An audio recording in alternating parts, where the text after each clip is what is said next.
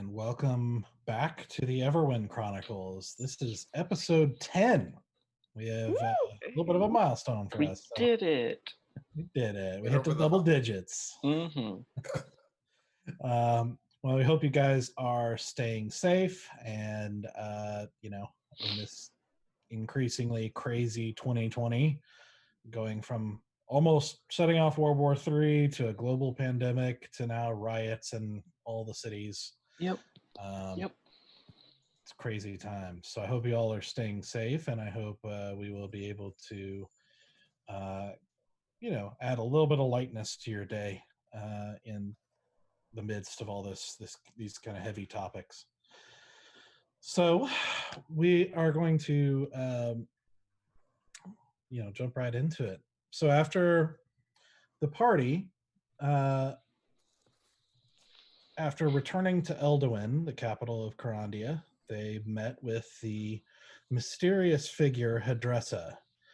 And after a long and off-putting conversation with her, they struck a deal where she hired them to rescue some miners that had fallen under the attack of undead creatures in the mountains to the north. And in exchange for their services, Hadressa agreed to a certain amount of gold per surviving miner brought back, as well as 500 gold bonus if they can bring back tangible evidence of what the undead were seeking. Why did they attack them? She also agreed to certain tasks and pieces of information if they succeed on all of it. And so they struck the deal and embarked on their journey to the north, where they were able to track down and find the mine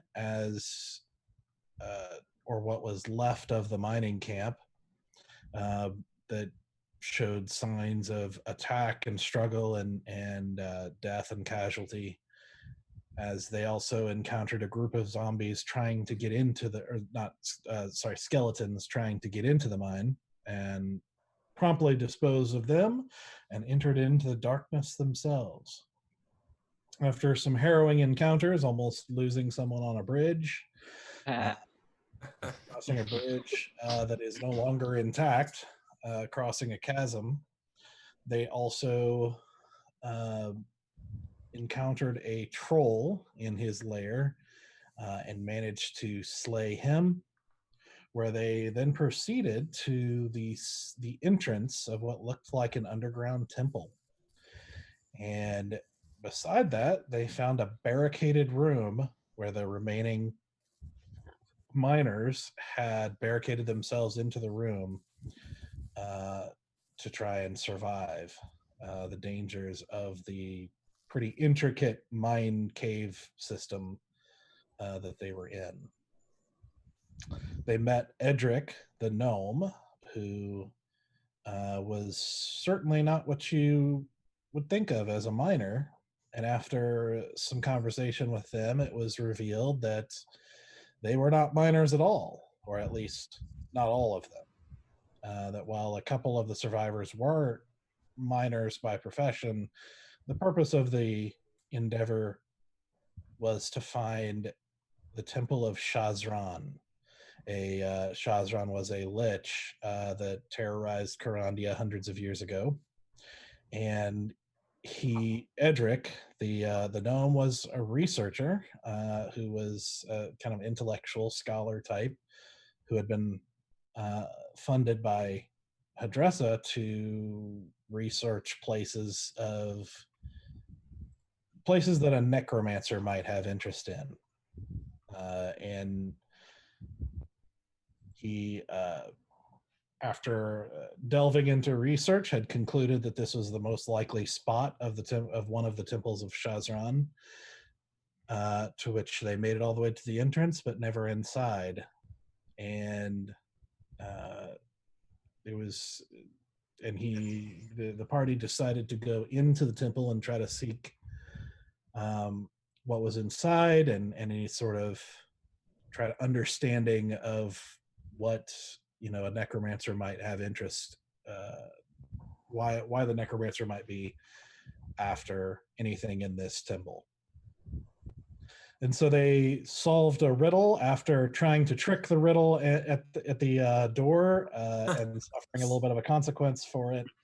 They do solve the riddle and enter, only to find a room that had been overrun by strange mushroom creatures that attacked, of course, the party, but were also slain.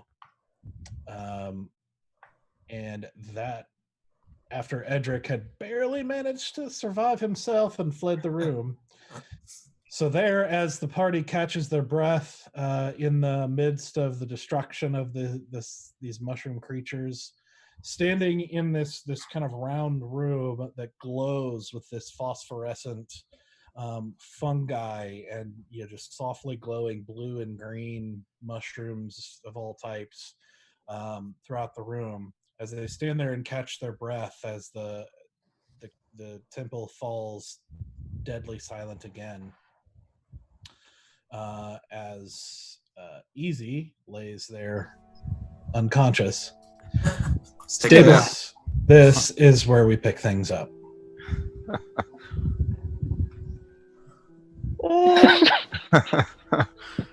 Way to commit, Chris. Way to commit.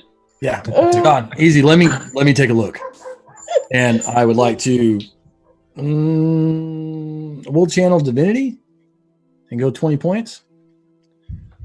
Okay. Because that's all I got into him. Okay.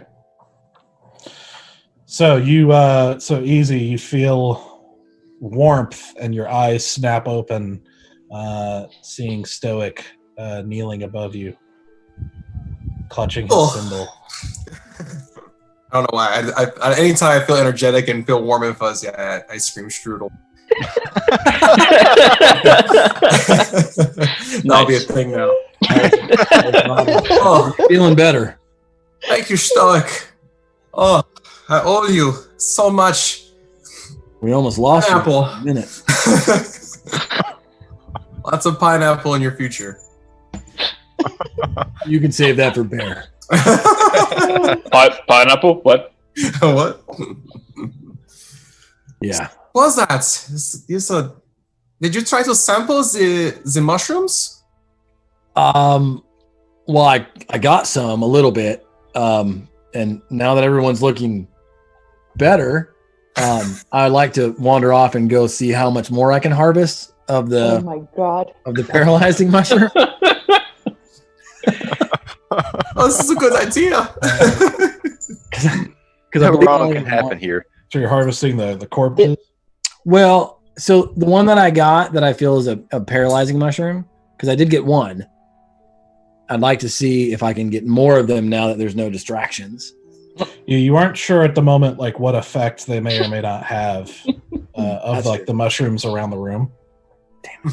Well, whichever one I already got that pushed out the paralyzing powder towards me or whatever.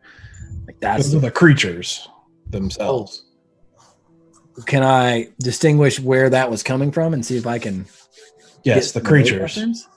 Yes, I want to harvest a creature for mushrooms. All right. Just want mushrooms. What kind of cleric are you? We got into this mess because you decided, hey, I would like some trippy mushrooms. And me, the one who likes to do the poisons and the bad things, was like, perhaps we should not do this. You go, no, we should do this. Then we do it, get in trouble, and you still want to pick some mushrooms. Because I would like to.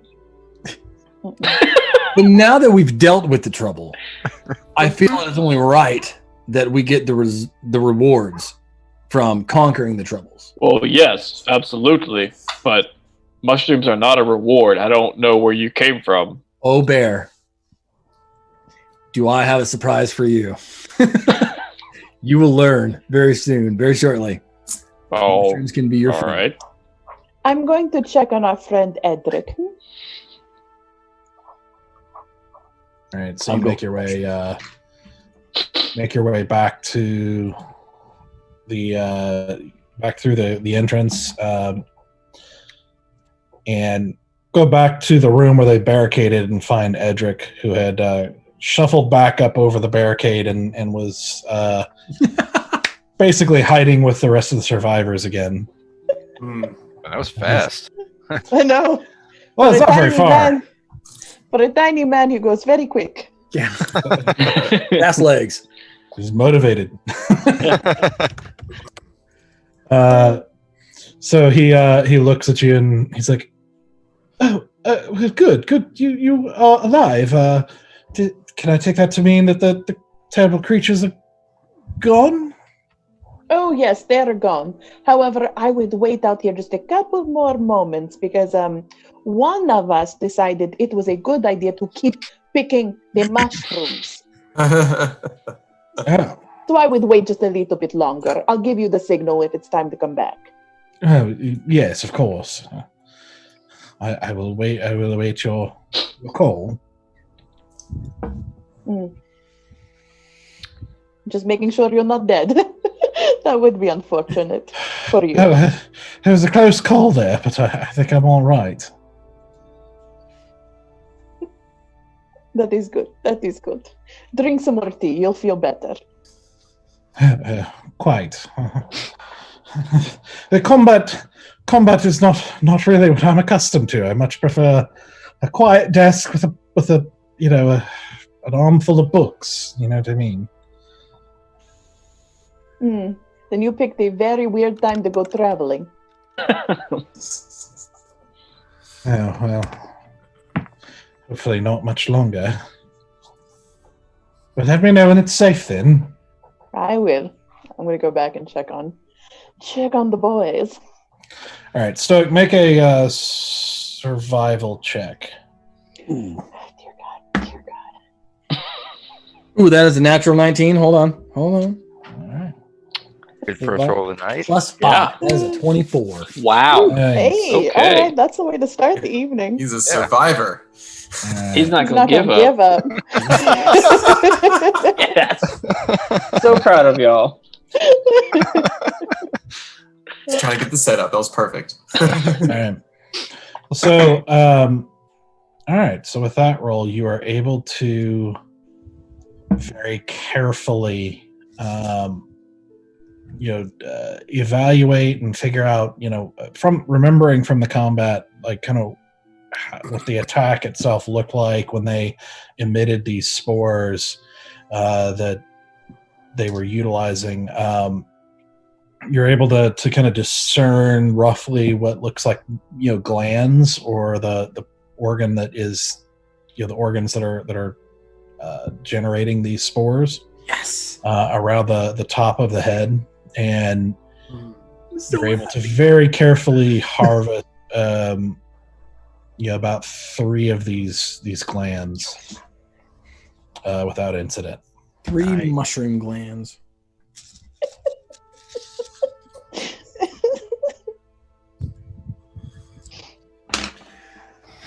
It's just another day for Stoic, but Danny is super excited and happy. Proud of you. I'm so proud of you for getting those mushroom glands. Oh. All right. I was I'll like, walk over to Stoic and I go, is that the reproductive gland you just extracted? I'm not entirely sure of the anatomy of the mushrooms, but I have a good feeling that this is what was kind of stiffening us up. Maybe that's a bad choice of words. But Generally, I like it when you get stiff, but not right now.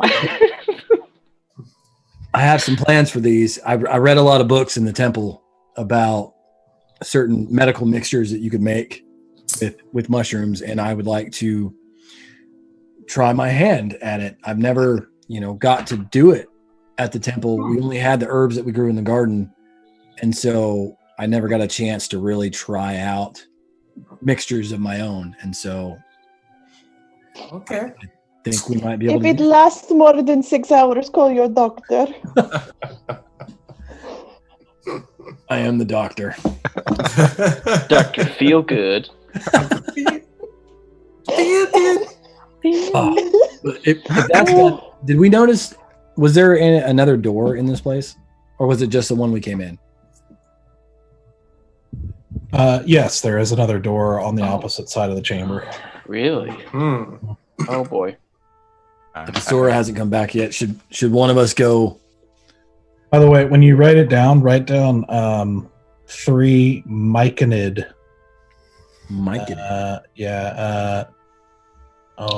Glands. MYCONID.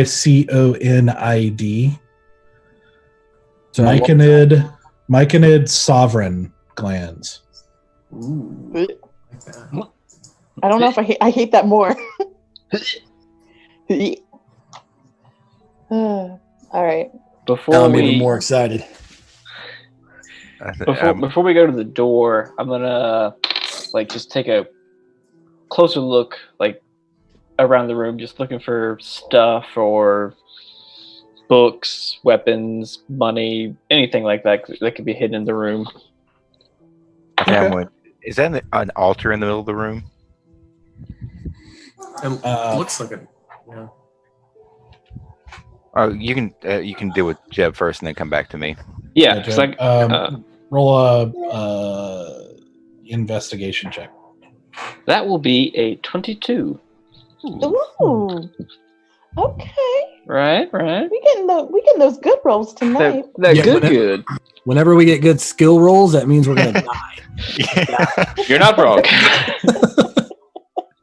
All right, so what you can see is that this room is obviously the kind of first room that you encounter as you travel into this temple, and you do see well, first of all, obviously you see the various fungus and algae and mushrooms and everything kind of growing all over the room, and it looks pretty evident that it's been here for a long time.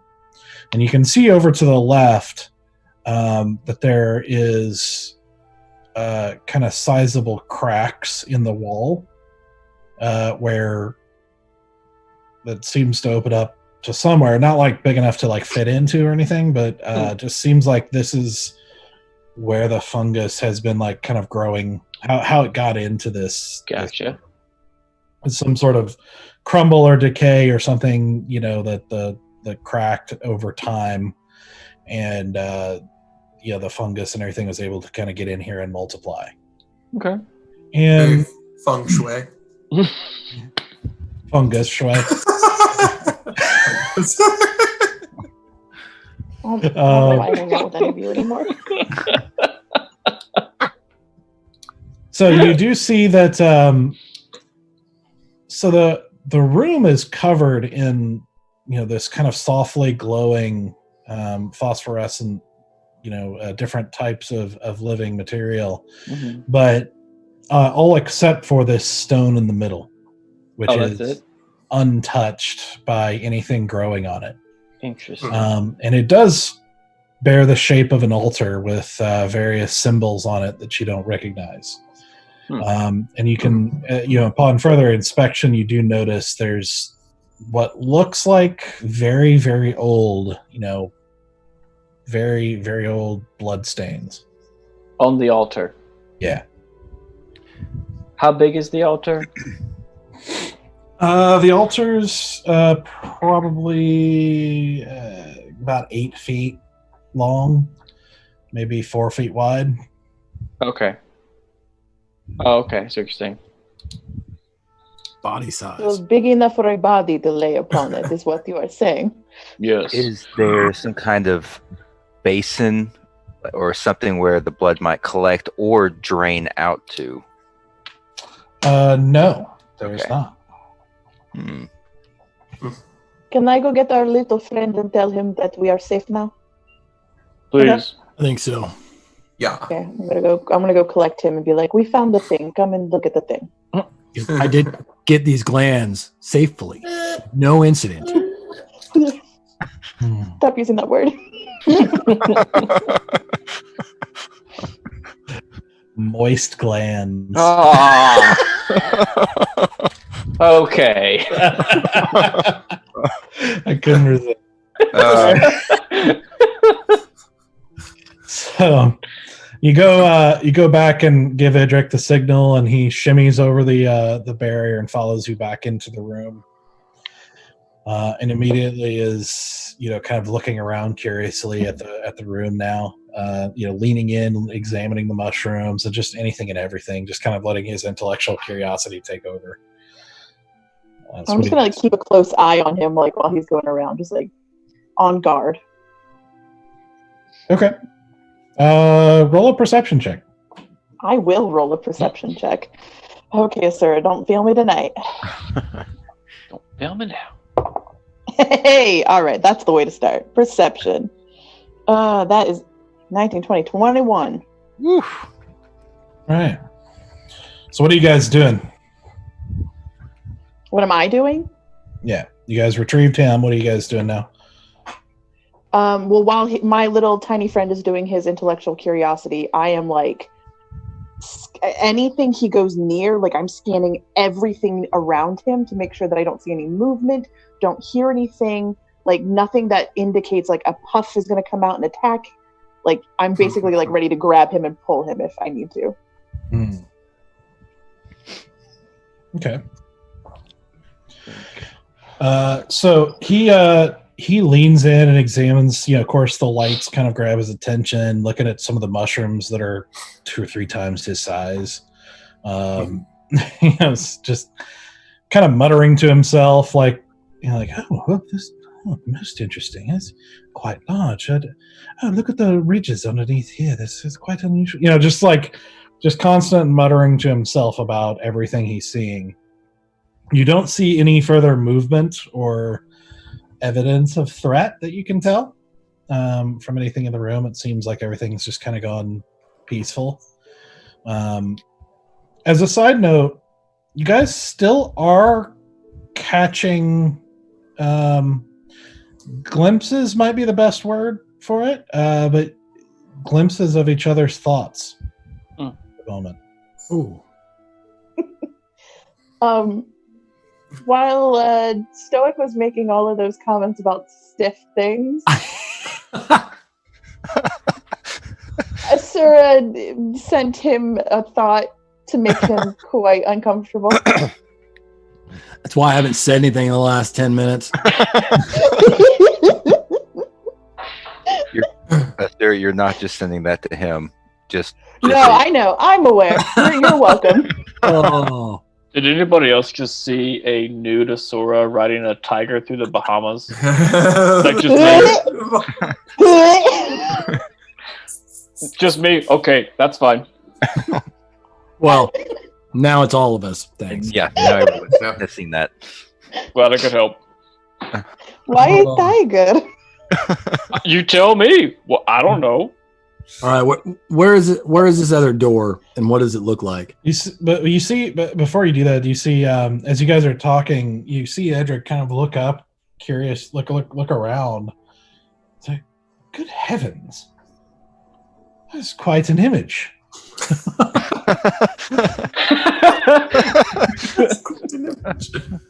You're welcome. You could tell us why we might be sharing the images. He walks up to Bear, tiny in comparison. I kneel. This is giant. I get down on his level. Do try that again. Okay. Nude, stoic, swimming. No. That's enough.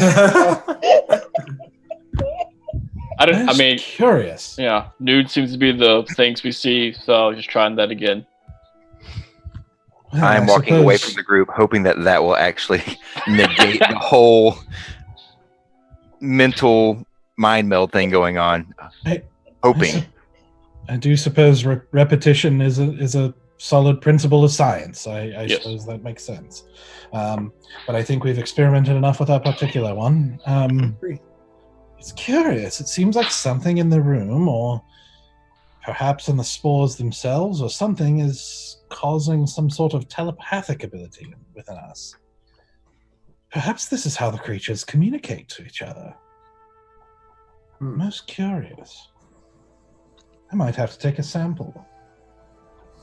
He takes Are we a knife glimpsing? and a little bag and starts going after the mushrooms. I'm we- like on him. Like I'm like on him. I got the he good says stuff. carving stuff. I'm just like, don't do it. He like doesn't even notice you. Like uncomfortably close to him, and he's just focused. May you get me a sample while you're at it? I did get some glands, but I did not get that part. Oh, well, yes, of course. And he cuts one free and hands you a mushroom.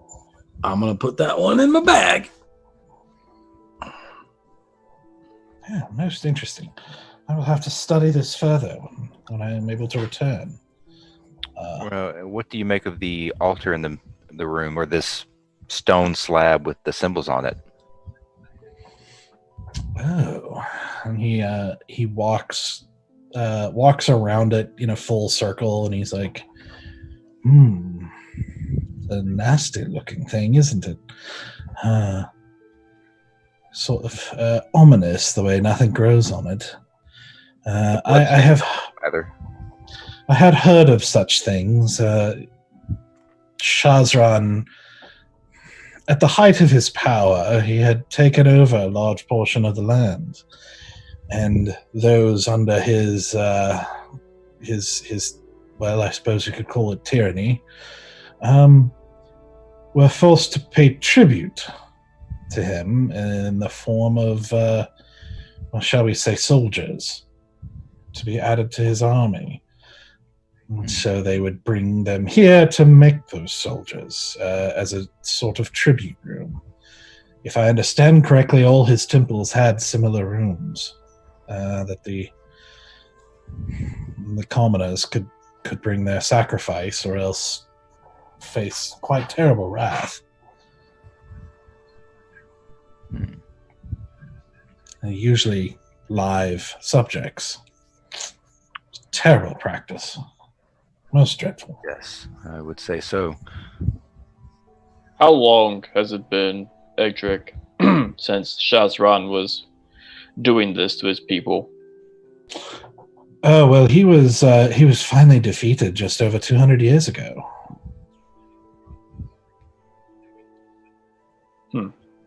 He had been technically defeated in battle before, but, you know, liches, well, the whole principle of a lich is that they're not supposed to be killable. And so it took understanding their tricks to finally be able to truly defeat him. So it took some time to finally cast him down, but he finally was. That was some 200 years ago. Do liches, do they keep apprentices or others that disciples? Well, there are some who fancy themselves as such, but I don't think any lich truly thinks of anyone but himself. Any that he might train or show secrets of are simply ones who he sees as a tool. I understand the process of becoming a lich is shrouded in mystery for good reason. But I've never, throughout the history of the several liches that there have been in recorded history, there doesn't seem to be much shred of humanity or any sort of true teacher's instinct, if you will. You don't have to have humanity in order to train others to be like you. Oh, indeed. I mean, there were many cultists who called themselves his disciples, but they numbered in the thousands. Were they also destroyed or wiped out as well, or did they survive him? According to the Crown's records, all known cultists were executed summarily. It was quite a brutal culling. After his fall, some of them fled, some of them or tried to flee, but all who were caught or known were immediately executed. It's quite a bloody time. Mm. Why are you here, Egdrick? If Shazran has been long dead, why are all of you here? Well, so just to remind you, in the last session, he spent some time explaining how he's a scholar basically who's been studying, this kind of thing, basically under the funding of Hadressa, who's basically paying for him and people like him to try and discover the locations of places like these, because Karandia has a long history of trouble with necromancy, and including thousands of years ago, what is believed to be the very first Lich rising in Karandia. And so over the years, this has been a place that's attractive. Because of that, it's been attractive to people who dabble in that type of magic, because there are places and things of power left in the land, a lot of which have been destroyed over the years, but some stay hidden or remain there, and so it's just become a place of interest to anybody who's trying to become more powerful in that realm of magic. And so he was sent here because it was, as well as the whole group was sent here because it was the most likely location of one of his temples that was known, and they were trying to find it.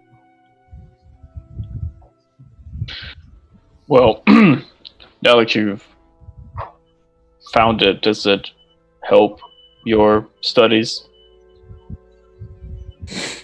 Oh, well, I will certainly be taking a lot of notes down. But I think the major concern was whether there's any further use to the facility or anything inside of it. We would hope for it to fall into the wrong hands. Right. What do you mean by use? Oh, well, I mean, there are many places of power in the world, and if they are used in the wrong way, if they're usable by the wrong people, it could be quite a terrible outcome, You don't consider yourself the wrong person? Oh, well, I don't dabble in magic myself. That's a little bit beyond me, but my part is more historical and understanding, if you will. Investigative. Studying to learn how to stop is fine, but... Say that again? I said studying to learn how to stop these necromancers is one thing, but studying to continue their work is different. Oh, well, good heavens, no. No, that is quite terrible, horrible things that they did that must be stopped. That's the whole point. If we can stop,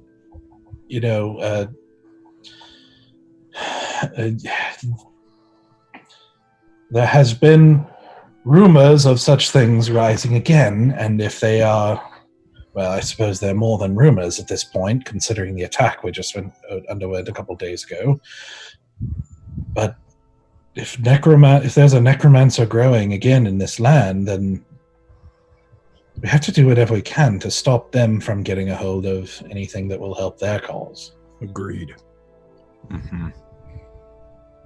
Do you believe that there's one artifact in here that will make a necromancer powerful again? Well, to be honest, I'm not quite sure. As I said before, Shazran was known for his secrecy. But he was quite powerful, and it's hard to imagine anyone who is that powerful not having collected various things of power, if any of them are left from the centuries. And as I said before, too, Shazran was quite troublesome because he was known to be an artificer of some talent. And so he had created items to serve his own purposes. And if any, I know that some of them have been destroyed, but if there are any more left, that would, well, depending on how powerful of an item they were, it would certainly be a nuisance. All right. That's enough evidence for me. Do you know a lot about these types of items? Oh, well, not. I'm certainly no expert in magic or anything of the sort. Like I said, I'm more of an expert in history and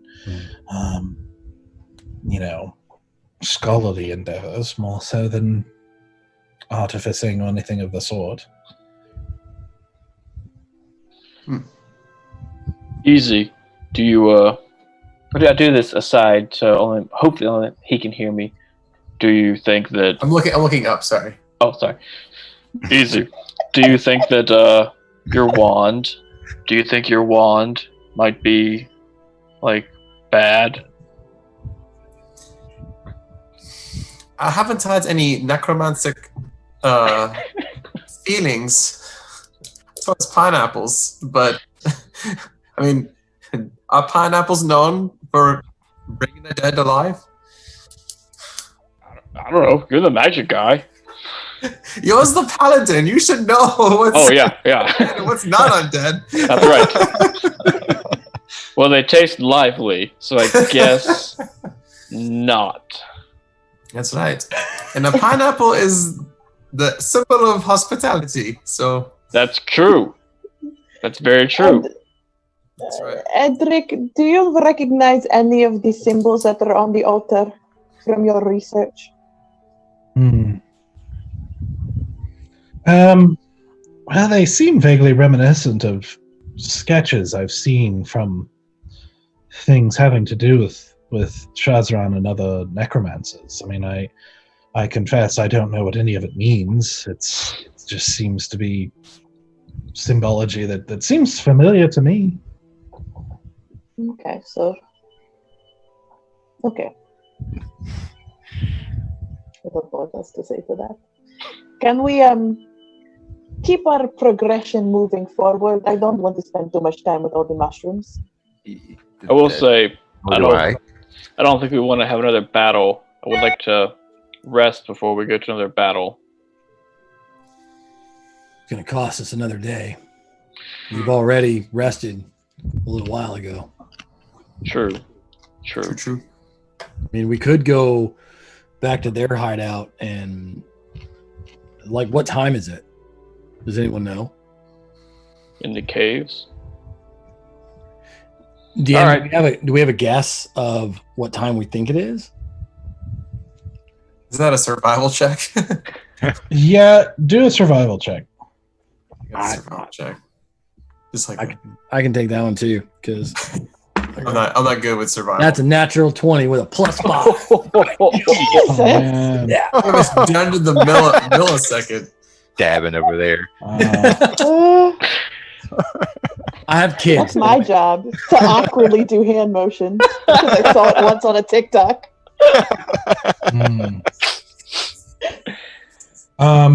So let's see. You were...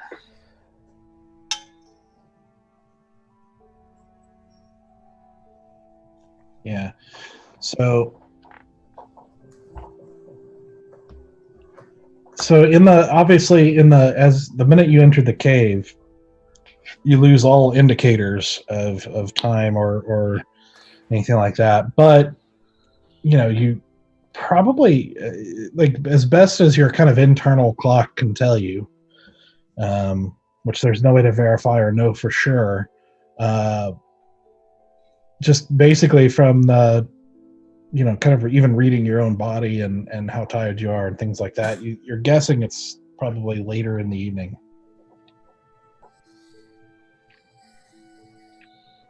Well, all I'm saying is I don't mind finding a way out, but let's just be careful. And if we find the way out, maybe then take a rest. Well, we can't go back the way we came. True. Yeah, and they have lasted here a couple days in their little hideout. I mean, we could join them and crash for the Yes, night and then try But to. we don't have that many rations left. If we don't find a way out sooner rather than later, we run out of food and water. I have pocket bacon. Yes, your pocket And- bacon is very tasty. It's very good. Yes, very nice. And at this moment, I will bend down and chop off a mushroom and present it to you. We are not eating the scary, creepy mushrooms that paralyze us. No, that is not what we are doing. Okay?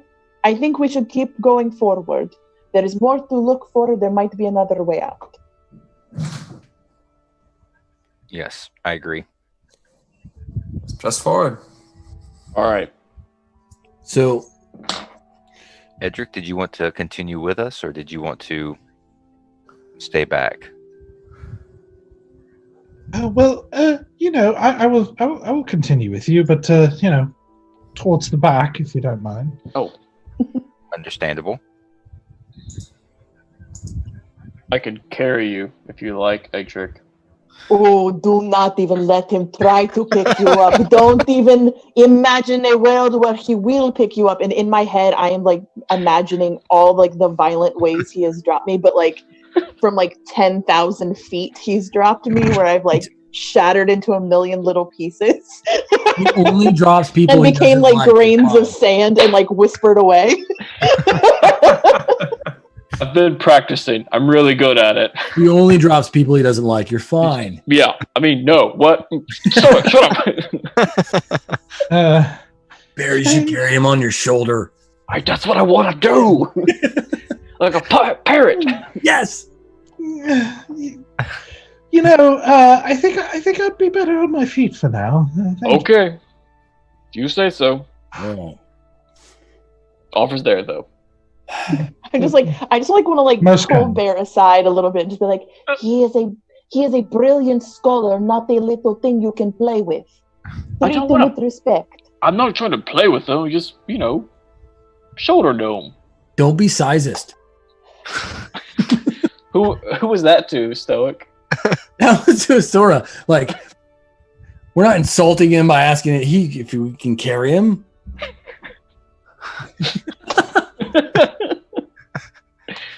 I don't even know why I'm friends with you anymore.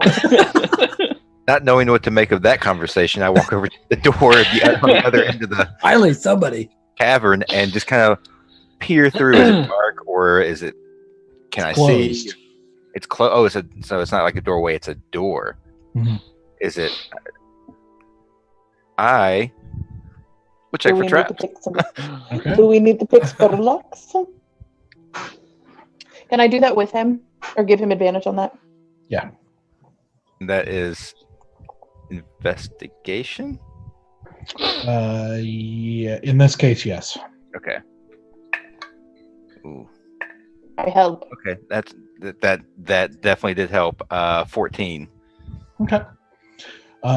To your eyes, it doesn't appear trapped. Okay.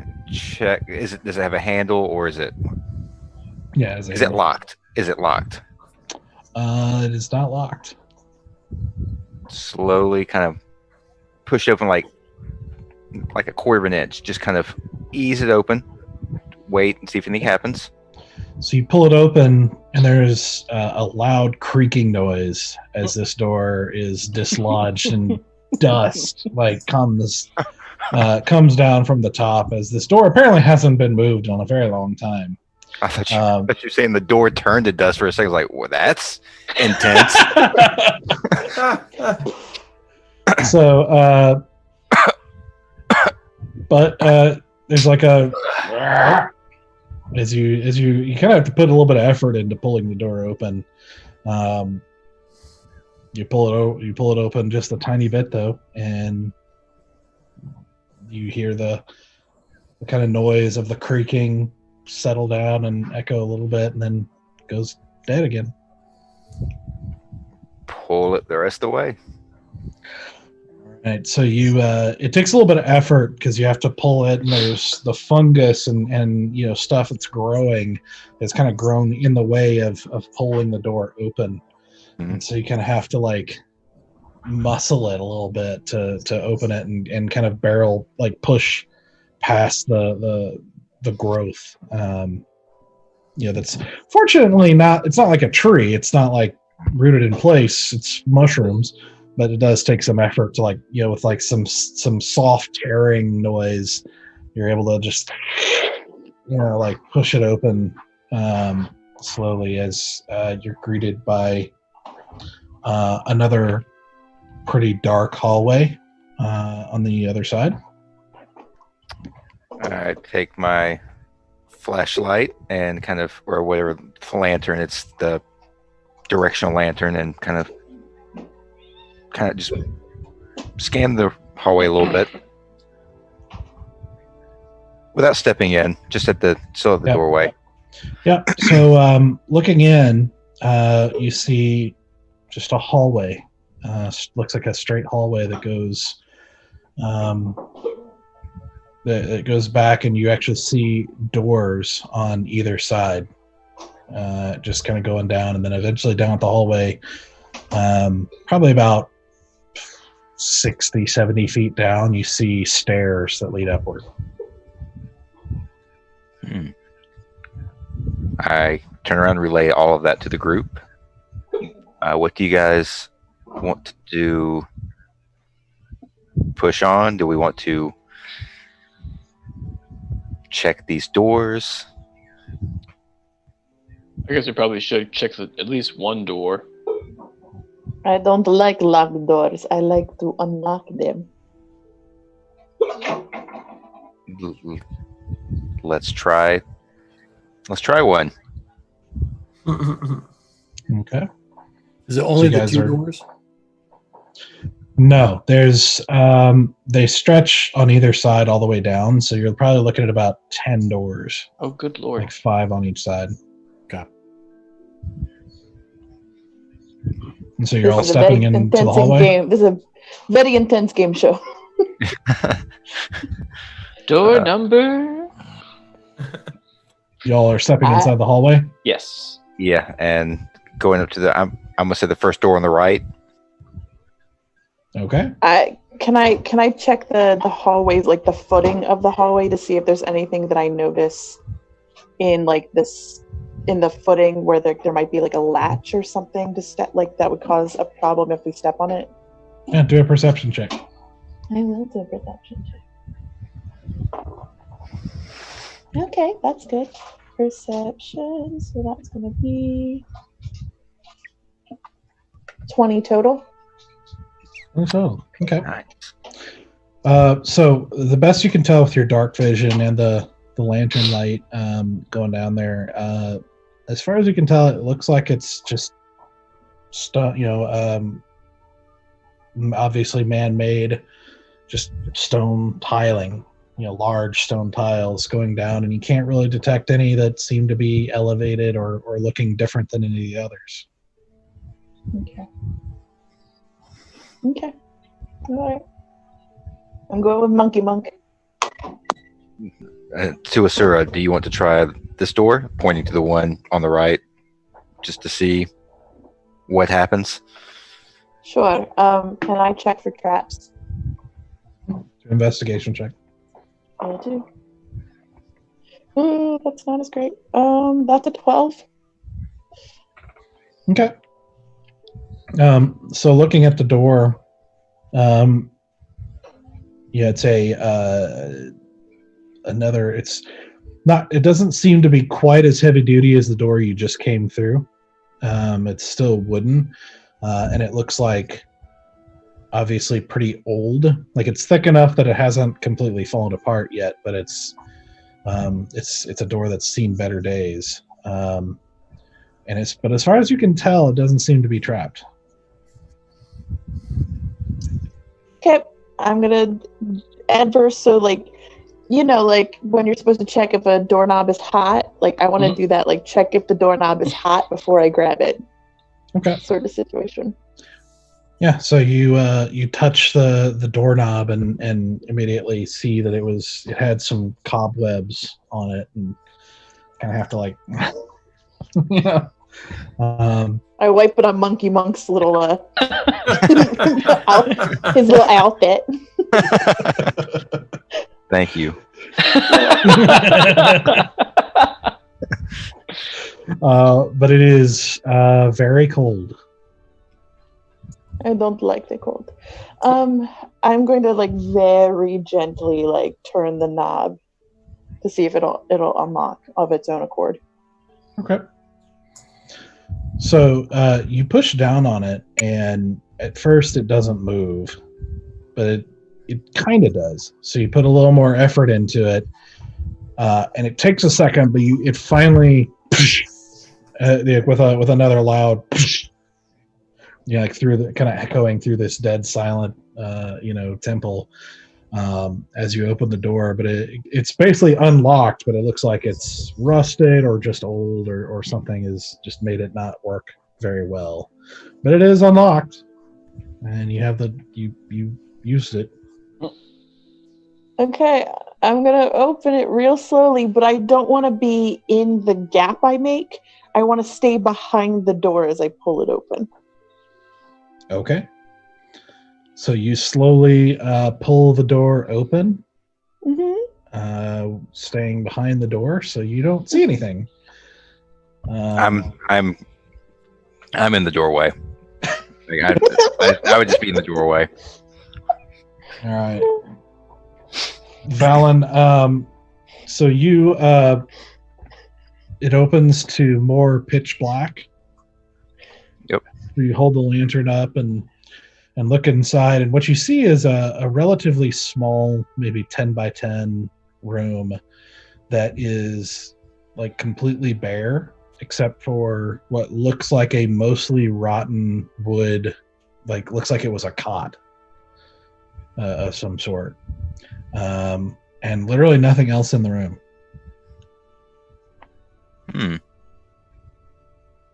That was fairly anticlimactic. These appear to look like quarters, like somebody's prison cell or someone's quarters where they slept. I would probably say quarters, but I don't know for sure. Everything seems really old here. Yeah. Are there any markings on the walls or anything that indicates people were scratching time on the walls or leaving notes or anything? Do a perception check. Why is it me in perception checks today? All right, that's not bad. That's a 14. No, 15. Sorry, 15. 15. Okay. Let me check something here. I don't like it when the DM checks things. It makes me nervous. Let me see. How much damage is it gonna be? I know, right? And then Asura dies. Roll 4d10. Wait, what? What? They're all ones? Or the whole I don't have enough dice to roll for that, and you're like, well, it's been a pleasure, friends. It was fun. Learned a lot, grew as a person.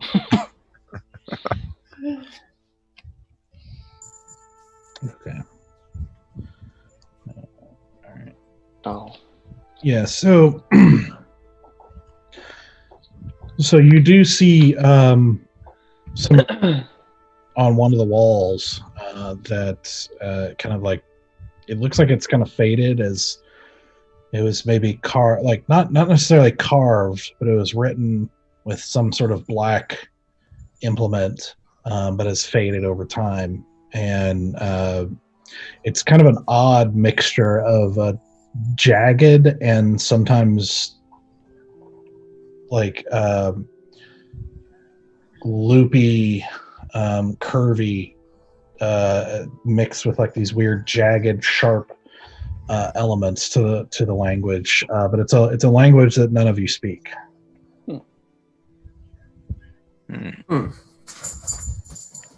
What about Edric? Yeah, I'm gonna be like, Edric, and I'm gonna think about Edric walking towards me. Okay. Okay. I'm coming. And he makes his way up into the room and looks up at what you guys are seeing. Let me see.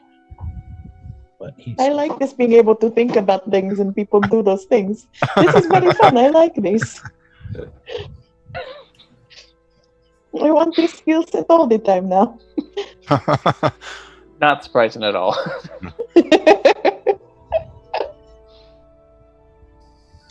Oh well, this is interesting. I'm afraid I don't know the language itself myself, but I believe I've seen it before. If I'm not mistaken, this looks an awful lot like deep speech. Oh.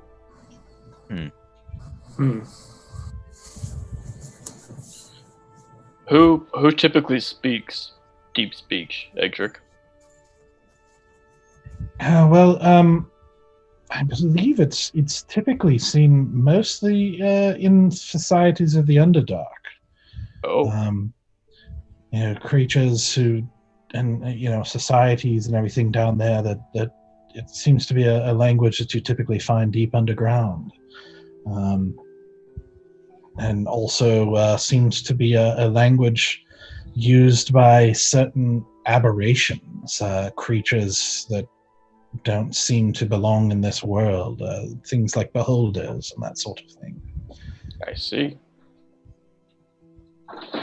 Well then. Hope we don't find one of those down here.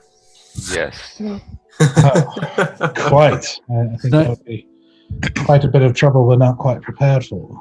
Indeed. Can I tap Bear and just be like, this is not a good place. This is a place of evil and necromancy and does not deserve respect or caution. And then I would like to walk up to the next door and kick it down. Oh my I'm like right behind him. Stoic, hold on. And I'm still over like with Edric being like, oh my god, don't do you guys it. are Don't do I'm it. hoping we're in the hallway and you guys are in the room, because Stoic is definitely going to storm off and just Spartan kick it. Just kick something. But we're synced into like his like vibe of like, this is evil, let's kick it down, right? Like we're synced into that vibe still, right? Well, not quite. You're not reading every single thought of each other. It's like glimpses here and there. And it seems when you're intentional about it, you can. Okay. So right now, Valen, Edric, Ura are in the room, but the rest of you didn't say you went in, so you'd be still up there. I've been in the hallway. Right. Just fuming. So Bear and Easy, he starts moving towards the door. Like I said, I'm right behind him. But you're not stopping him? No. Okay. Yes. Let him go. So doing I'm in shock. That's what I'm in. Second door on the left, if I could. second door on the left. Do an unarmed attack. Do I have to roll to hit it, or you just want the attack hit? Yeah, roll to hit it. Okay. That is it's unarmed, so that'd be 15. Okay, yep, that hits. So now roll for damage. What is unarmed strike? Is that a 6 or 4? Here's a 4. I believe it's a 4. Yeah, mine says 4. 4 plus strength modifier, or should be an option as an action on your character. Action, unarmed strike. Right, plus your strength modifier. It just says damage is 3.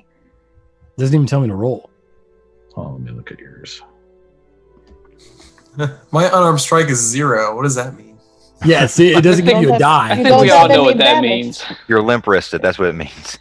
Ow! Stop it. Hey. It just means he uses his mind, not his body. I'm not sure why it's +3.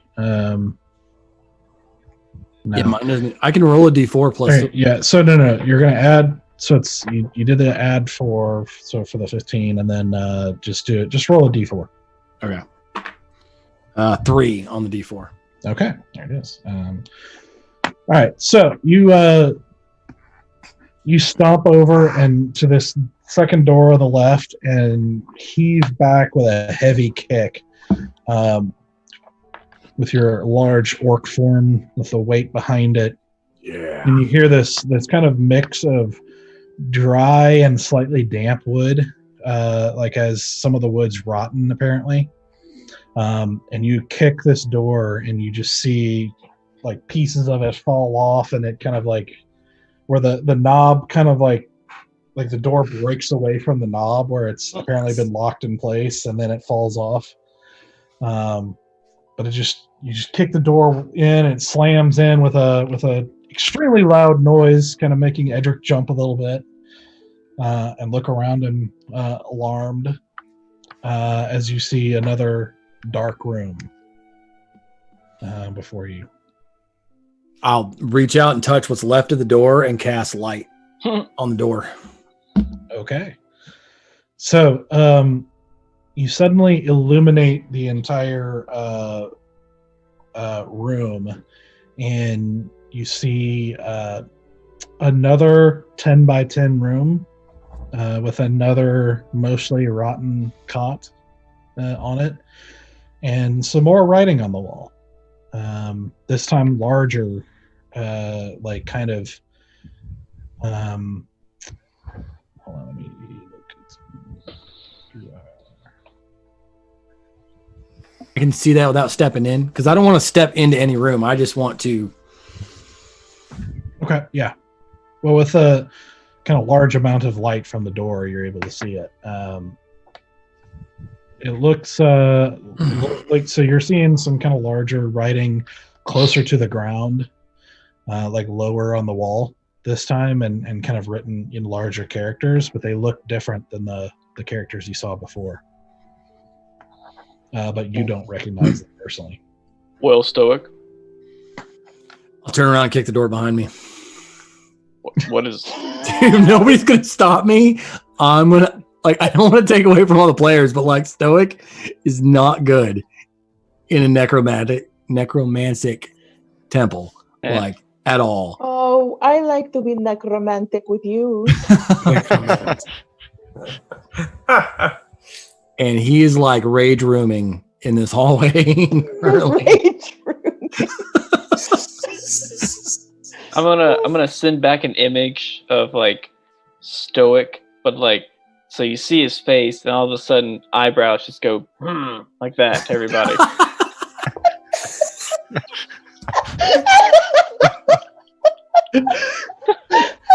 Anime character.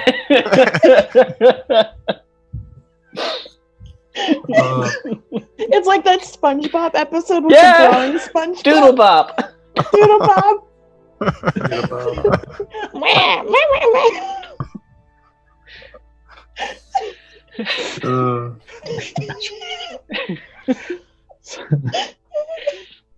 And then I'm gonna go with Stoic. Like nobody, if nobody came out at the large noise and stopped me, I'm just gonna keep kicking. I got your back, Stoic. Okay, so going across, you said? Yeah, directly behind me. Second door to the right? Yep. Straight until morning. All right, so roll an attack again. That's a 3 as well. Roll to hit. Oh, sorry. So that's a 9 plus 4, so that's 13. Okay.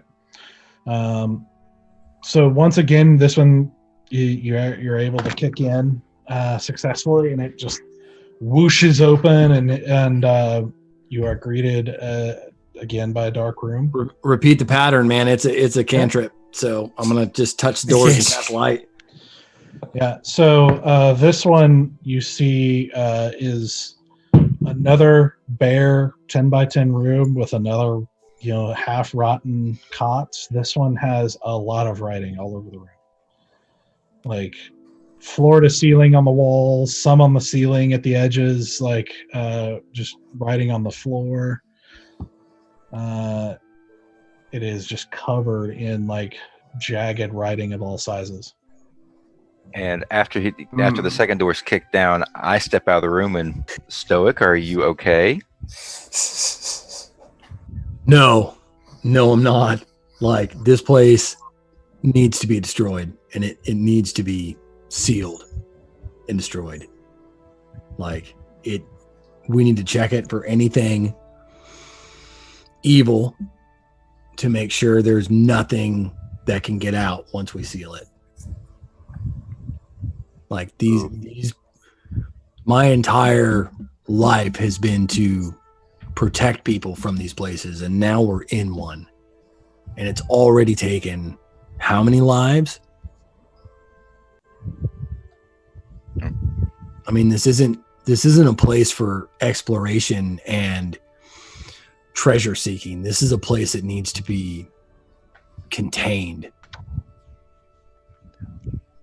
But if we do not understand what has happened now, we are doomed to have it happen again to us.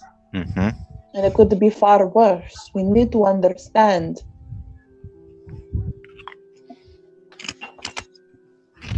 Part of me gets that. I really do. But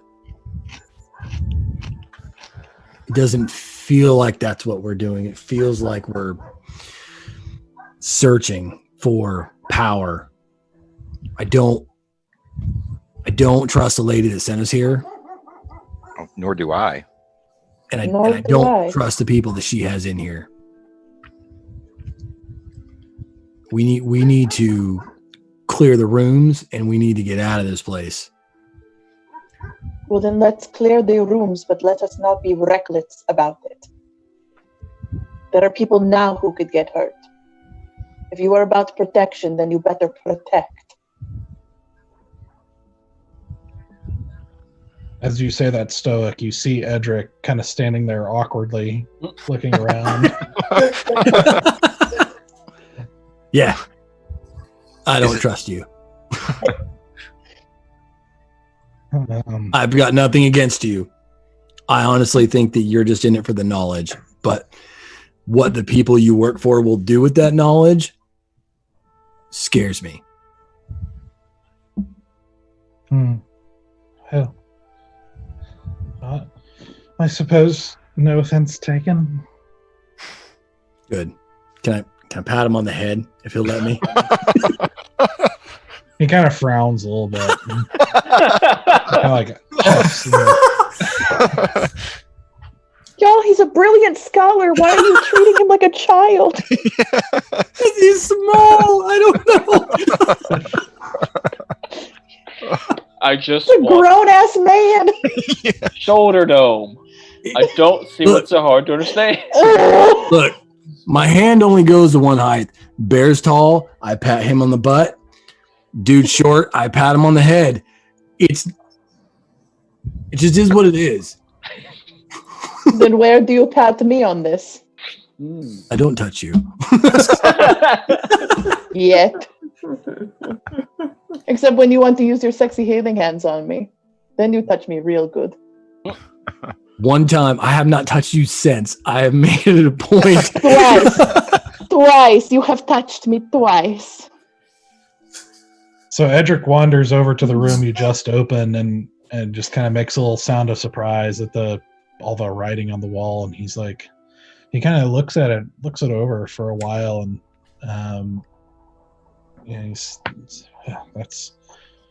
that's a bit disturbing.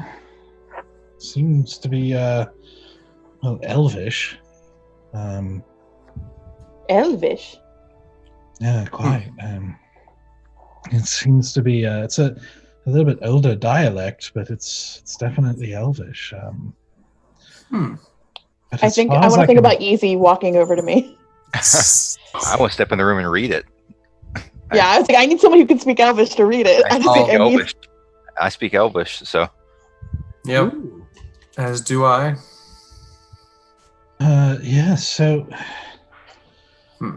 quite simply, I think it's the ravings of a madman. Like, this is,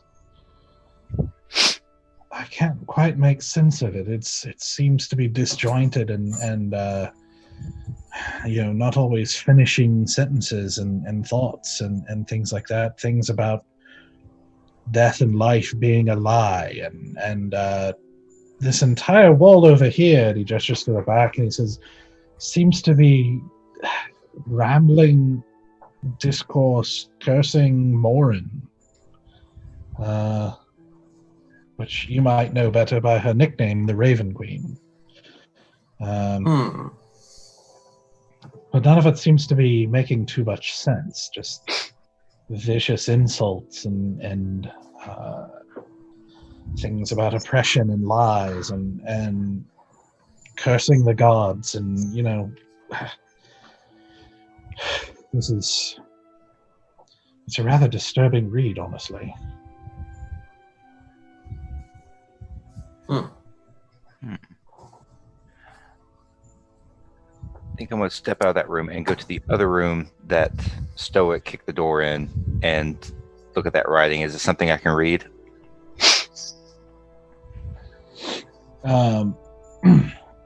Let's see, do you... I've got Common, Elvish, and Goblin. This one is in Dwarvish. You recognize it as Dwarvish, but you don't read it. Does anybody speak Dwarvish? No. Nope. Edric? He wanders over to that room now, and this is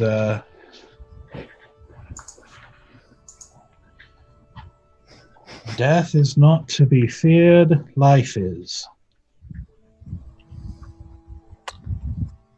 It's a really cheery statement.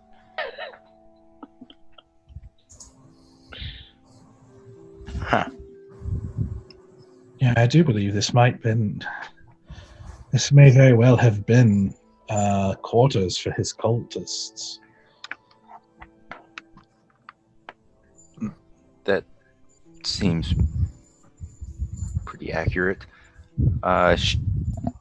Should we check the rest of the rooms and just see what we might find? I suppose so. All right. Start, because I think, remember, we did the first door on the right, the second door on the left, and then the second door on the right, because that was right behind. I'm going to go back to the first door on the left and open that one. At this point, careful. Stoic has walked all the way to where you said there were stairs going up at the end of the hallway and is just sitting on the bottom step. Like a moody teenager. So you guys make your way through the rest of the rooms and open each one? Mm-hmm. Sure. Yes. Yep. So you find behind each one exact replicas of the room, where it's just more 10 by 10 rooms with the remains or like barely held together cots. That seems to be just where these people stayed. And you do find one more room with writing in it. This one in common, but it's sort of an older form of common. But and it says, "Without Morin, death is freedom." It's the second mention of the Raven Queen. There's a lot of life and death. Quick question, DM,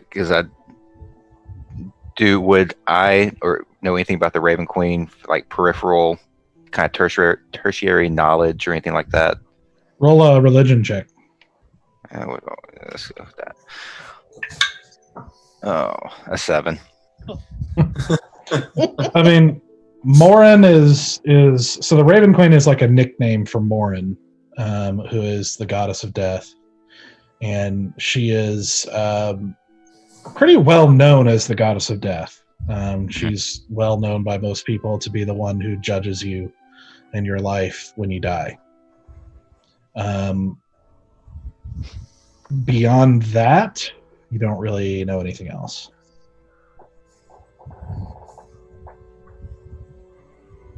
Guess it shouldn't be too much of a surprise talking about the goddess of death in a necromantic area, temple, or whatever this may be. All right, well, I walk over to the stairs. I'm I'm done and ready to proceed. You guys moving on? Let's do it. Yes. Finally Okay. ready. All righty, mopey pants. Mopey pants. I'm gonna turn around and head up the stairs. Once they You're all gonna start to, storm up the stairs. yeah, once it starts to look like they're coming up the stairs, I'm gonna just gonna turn around. Stomp, stomp, stomp, stomp. Pretty much, yeah. In my head, I imagine him being like a 6-year-old, like where like all of his like orcish features have not like developed into like their proper relationship. I So have he's a got like a beard. big head and like little tiny body but big hands and feet, and he's just like thunk thunk Tusks thunk that up just the start- stairs. Oh. Yeah, just over like a horrific underbite, just stomping his Wow. way up the stairs. Brutal. I think you actually get a little snicker out of Alan on that one. I deserve that a little bit, but I am still I'm heading up the stairs once everybody starts to get close. Just some psychic bullying, no big deal. All right, so you guys climb up the stairs, which as you come to the bottom of it and look up, you do see a little bit of light coming from the top of the stairs, which is further up than you expected. Is it straight or spiral? It's straight. Okay. And it looks like it's about 4 or 5 stories worth of stairs. Oh, wow. Straight up, so it takes a few minutes to get up them.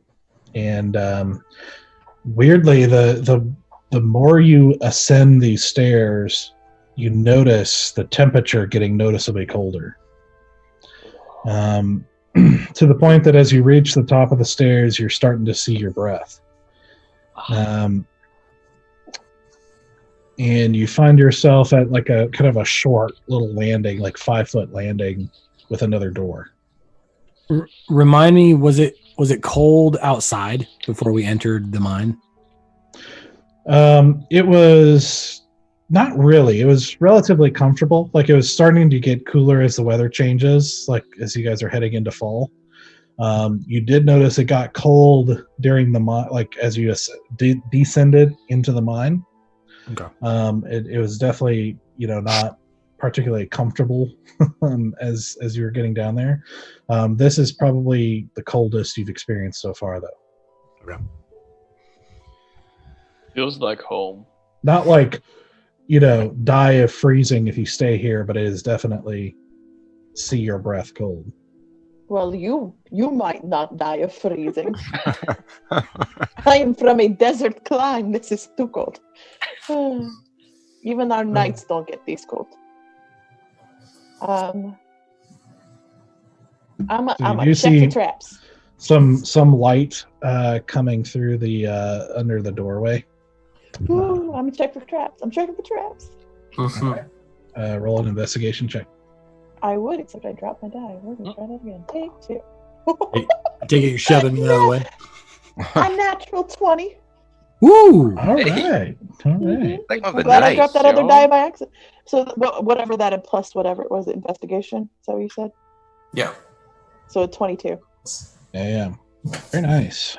It is, as far as you can tell, it is not trapped. It is locked. Me and my little pickies are gonna have a good time. But Yeah, it's gonna be what am I rolling for? it's your lock pickings. It's the dex and proficiency. Dex plus proficiency. Mhm. All right. 17, 18, 19, 20, 21. 21. Okay. Yeah. Damn. So it takes a minute just because it's it's an older lock that probably it seems to have not been unlocked in a very long time. So the parts are not exactly well oiled.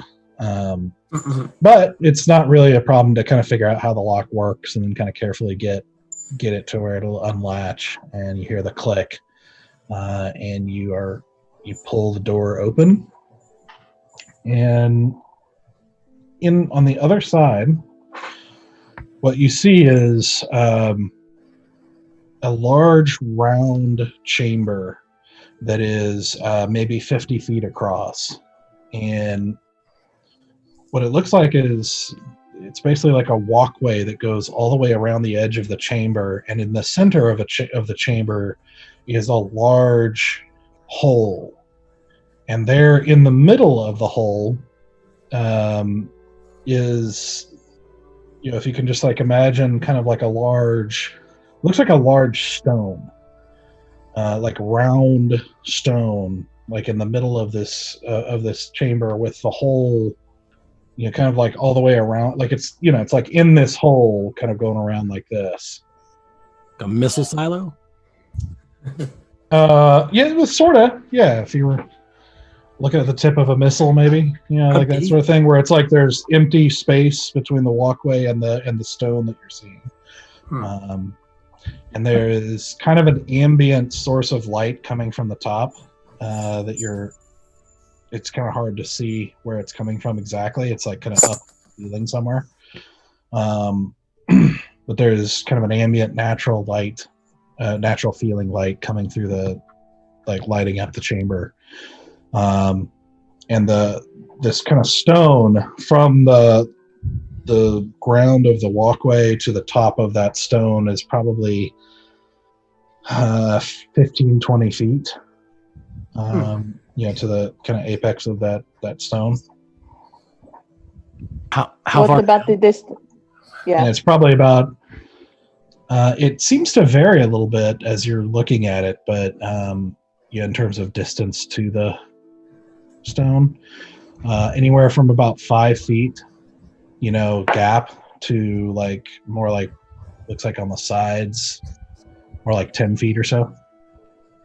From the walkway to the stone? Yeah, across that the gap distance? across the gap to the... What about down, like from the walkway down to where the base of the stone would be? So are you walking over to the edge? To see? We don't like, Tara doesn't like edges, neither does Sarah. I'm gonna like over. Okay, so you walk in the room and kind of enter into this chamber and step up to the edge and kind of peek over, and it looks like it just kind of goes down and becomes pitch black very quickly.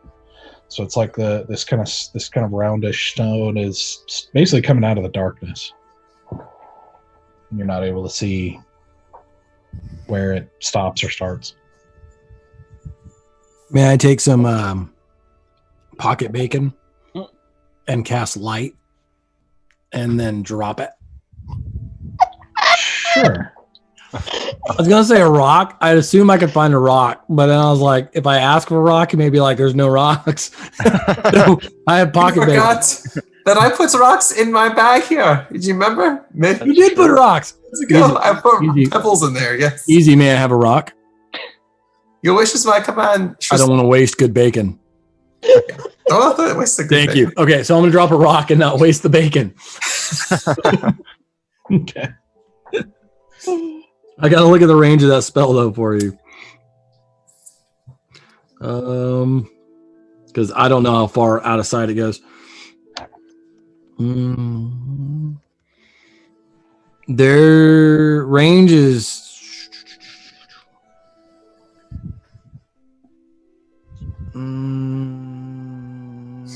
it does not give me a range. It gives me it lasts for 1 hour. Yeah, I'm not sure let me double check, but I don't think there's a limit. There's a limit on like The size of the object. Cast it, Yeah. but I don't think there's a range to keep it going. It's just until you cast it again or dismiss it. I think so. Which works because that's like dropping a torch. Mm-hmm. Okay. So you walk up to the edge and you pull out some of this into your now greasy pocket and pull out some of this bacon, this lukewarm bacon. Then I ask Easy for a stone so I don't have to waste the bacon. Because see this, and my mind goes nuts. I'm like, stone, not bacon, not stone. So you go find a stone. Yeah, I've had pebbles in this this bag of holding. Yeah. Just Okay. many episodes ago. Yeah. I do that, yeah. Okay. So Never you know give when him you take a pebble and you cast light on it, Mhm. lighting up the room even further, and drop it down this chasm, and you see the light goes, let's see, it probably goes for about 30, 40 feet or so.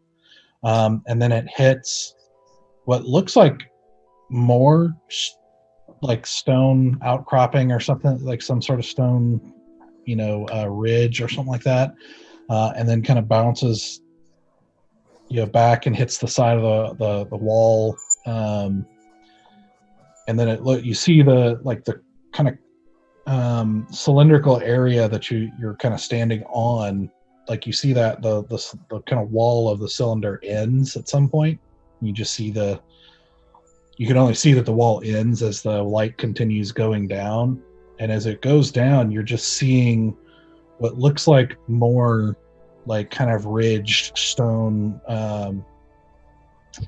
just of different shapes and, kind of jagged and round and everything like that as it goes all the way down and continues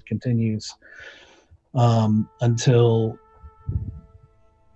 it's small enough that even what it's eliminating, it's like you can't even really see much detail because it's only going about 20 feet wide. And probably a couple of 100 feet down, you would guess, it finally seems to stop. So you're just seeing this little tiny light down at the bottom as it bounces a little bit and then stops. That's a really tall rock. I don't like this. This is not good.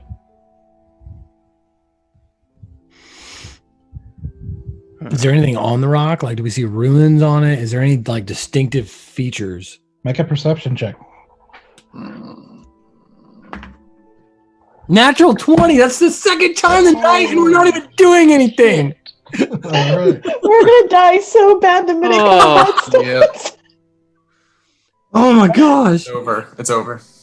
I can tell you what the adder is, but I mean, really? Plus 3. So 23. Okay. So, so you make a perception check on the rock, is what you're looking at? Yeah, for distinctive features and ruins or like anything that makes it look different from a rock. Okay. Yeah. So, so you kind of, lean forward a little bit, trying to closely examine this gigantic, stone looking thing in the middle here. And you see, it takes you a second to focus because of the size of the rock.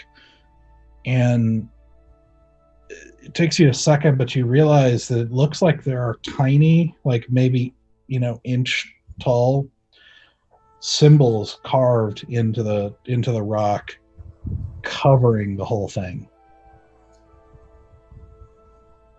And it took you a minute to even, like a really close examination to even see this, because it was so small that it just looked like texture, on the stone. But in close examination, you realize it looks like it's hand-carved symbols of some sort, just covering over this entire thing, as far as you can see. The other thing you see, and you actually don't even see it at first until you're looking really, toward the top of the rock, and something kind of catches your eye, and you realize there's like this very, very faint, and you don't even always see it, just occasional shimmer right above at the apex of the rock. So not on the rock, not attached to the rock, but like a little above it. Like above it, in the air above it. Is it moving? You can't really tell. It just seems like there's something that shimmered there every now and then. Hey guys, is it me, or if you stare really closely, does it look like there's like etching over this entire rock? I don't see anything. I take a look, and Yeah, you're able to see. After him pointing it out, you're able to see it does look like there's Does it match the symbols that we saw on the altar in the mushroom room? You're not sure entirely, but it seems to look similar in style. It looks like it says, "Liches get stitches." Ah, Oh my god. sorry. Oh my gosh. It's a freestyle. It's a freestyle. DM, am I the only one that sees the slight shimmer above it? Is it like an orb type shimmer or? Well, I mean, is anybody else making a perception check? Yeah. I was gonna do an investigation. Why not? Is it perception then? Perception. Perception. Everybody. All right. Roll. I rolled a Natural one. a 15. An 18. Okay. Am I rolling too, or are y'all good? Roll it. See if you see it. I rolled. You said perception? Perception, yeah. 19 total. Ooh. Actually, nobody else really sees anything. It is really faint, and it's stuck. You were able to see it, but it's just barely. And only occasionally. Is it kind of an orb? You really can't see enough to like see any sort of shape or anything. Or like an aurora borealis type, like lighting. Hmm. Again, it's almost like the air is just shimmers every now and then. It's like it warps or is just like almost like a heat mirage for just a flash. Not only around. I know all about heat mirages. Where it's just like a slight warping of the air. If that makes sense. Yeah, like a heat wave. Yeah, kind of like that. But just occasional and very light. I'm gonna walk around the room, look for like stairs or really anything. Okay. I think I'm gonna join him on that one. So I'll assist you. Okay. I'll Right probably or do that. left? Swift of foot. Right or left? I'm gonna go to the right. That is a 21 with the assist. Thanks, Valid. All right. So the two of you are walking around. What are the rest of you doing? I'm staying near the doorway, just looking in. Okay. I'm gonna let them do their thing, but I'm gonna see if Easy wants to reach out and try to touch the tip with his mage hand. Reach out and touch Faith. Yeah. Reach out and touch stone. Whatever Edric wants to do, I'm staying close with Edric. Yeah, he's stepped up to look at the skull now, and is again kind of doing his like curious looking thing. But he's also kind of just letting you guys do your thing first. Yeah, I'm knives out, just like really keeping a close eye on him. I almost got him killed once, so I'm like keeping a really close eye on him. All right. Keep the NPC alive Yeah, I'm like. at all costs. All All right, so Valen and Bear are walking around for the right side. So as you guys walk around the skull, you see several things. Okay. So you walk around this stone, and you start to realize as you walk around that it's got a more oval shape than you initially thought. Just slightly elongated. As you walk around, your eyes are caught by directly across from the door that you entered seems to be another door. But that's not really what catches your attention. What catches your attention immediately is at the edge of the walkway, close to the door, is a round, sort of raised, foot or two raised off the ground, a round sort of column, if you will. And floating above it is a staff. Black, Uh-oh. with kind of jagged claw-like elements coming out at the top with an orb in the middle, and just kind of a jagged design going down it. You see it just sort of floating in air. Surrounding this pedestal is blood. There's blood stains. It looks old, but it looks like it's just kind of spattered this dark, maroon color of old blood stain. You also see some skulls kind of lining the either side of this pedestal, right at the edge there. But you also see chests. Several chests line the wall on either side of the door. And then after you see these details and you're looking at as you're walking towards this kind of arrangement of decorations, you look back at the stone and notice that the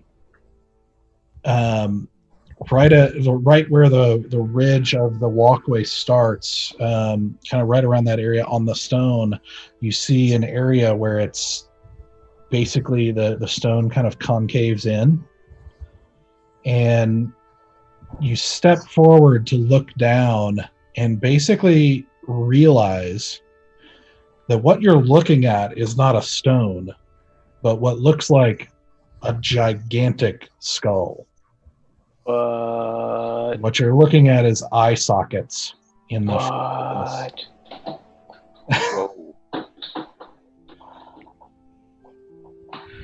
I'm gonna go on a limb here, Valen, but I'm assuming that staff is not a staff of light magic. I think that's a pretty safe assumption. I think the blood does a lot to give that away, and the skulls. The skulls really do kind of sell it for me. It's a nice touch, really. Yeah, it was real good. Decorating, yeah. I should say one last note as you two, each as you see all this and then look again at the staff, as you're actually really looking at the staff, you get this kind of queasy, nauseous feeling in your stomach as you look at it. And when you look away, it starts to go away, but as soon as you look at it, it starts making you feel physically uneasy. That is unpleasant. Indeed. Do the rest of us feel that too, or no? Well, you're over on the other side, so you don't even see this yet. Sure, but do we still get those like momentary senses when someone else feels something? Not at the moment. Okay. Well, we definitely need to either destroy it or take it to be destroyed, don't you think? Yeah, I think. How far is the platform away from where we are right now? Let's see. You have. Let's see. You're probably about 15 feet from it right now. Ooh. Curiosity's got me. I'm not going to go all the way to the staff. I'm not going to do that because I'm not that curious. But I think I want to move probably another 5 to 10 feet closer. And I'm right there 5 or with 10 them. feet. Huh? 5 or 10 feet. Let's 10 feet. I'll say 10 feet. And see if I can get a better look at the platform. Does that take me up to the edge of the platform, or is the platform a little bit? Yeah, so you are. Well, the platform is like the walkway all around this is, it's not extremely wide. It's Okay. like 10 feet maybe. Okay. Pretty wide. So you're basically following this 10-foot walkway that goes all the way around evenly. So you've been walking around this thing. So you're kind of relatively close to the edge at all times. Mhm. If that makes sense. But it does take you to basically the edge of where the skulls kind of lining the edge start, and like the blood splatters, you're kind of getting closer to that. And you're right next to one of the chests. But now about 5 feet or so away from the staff. Does the queasy feeling intensify? If you look at the staff, Yeah, being in close proximity, does it tend to be stronger? Feel stronger? no. No, It so the just same. seems, yeah, it seems to do this, have the same effect. I want to look at the skulls, look at the blood stains. I don't really know what I'm looking for yet. I don't know. I don't think I want to get really close to it right now. There's a curiosity, but there's also an understanding that this is way out of my realm. I think I turned back to Bear and I was like, I think that maybe getting Easy or Stoic or someone who might have a little bit more experience with this kind of thing would be wise. You don't have any training from your temple of this kind of stuff? No. Well, I'm sure that Stoke would want to see this, so we probably should get the others. I feel like Stoic might be maybe not be the one right now. He's A little tilted. he's going through some things right now. He's got some emotional. So you got my message about the angry. Between that and the doors being smashed down, yes, I got the message pretty loud and clear. Gotcha. All right, cool. Good to know. Let's maybe go grab Easy first and see what he has to say. All right. What's our excuse? Excuse for what? I'll do the talking. Don't worry. I got it. All right. Okay. So you guys are calling out to them, or what? What are you doing?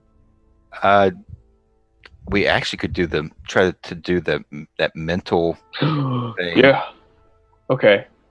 I close my eyes and I think real hard about Easy and Bear and how we have to go.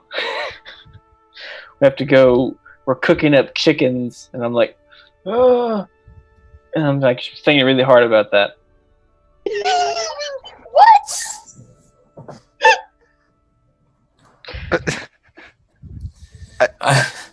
Bear, I don't think that gets the point across. What do you mean? What do the chickens have to do with anything?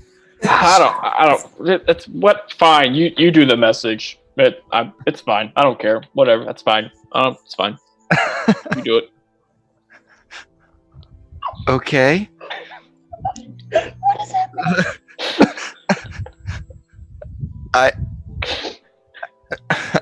I think I tried to channel more of a message than images. See if I can say something along the lines of, Easy, we need you on the other side of the stone. What you hear? Okay. I perceive this message, and I start to linger over there and stroll over, and I approach Bear. And I go, yeah, so I'm craving the chicken dinner right now. I don't know why. Can you tell? You got the. See, I knew I was good at this. You got the chicken message. But then, all right. But then, like, extreme, like, grimace and horror come upon me when I witness the staff. So I have to ask, would I have sensed them discover the staff? I think it's kind of up to you guys. Are you like hiding anything, or are you sending messages of any kind, or? I mean, I'm not sending a message. I'm just Okay. Yeah, I don't know how this works. I think especially the Easy having that reaction, you'd probably get at least some sense of what he's experiencing. Yeah, because when I sent my message, I didn't say anything about a staff. I just need you on the other side. So I wasn't thinking about the staff specifically. If I'm not getting images of you finding an evil necromancy staff, then I'm probably fine. But that's what I'm asking. Edric does say, is it safe? Shit. We will let you know. Yes. What safe? Yeah, all right. I just call back. We're fine, Stoic. You stay there. Okay. How are you? How are you over there? Stupid conversation, anyhow.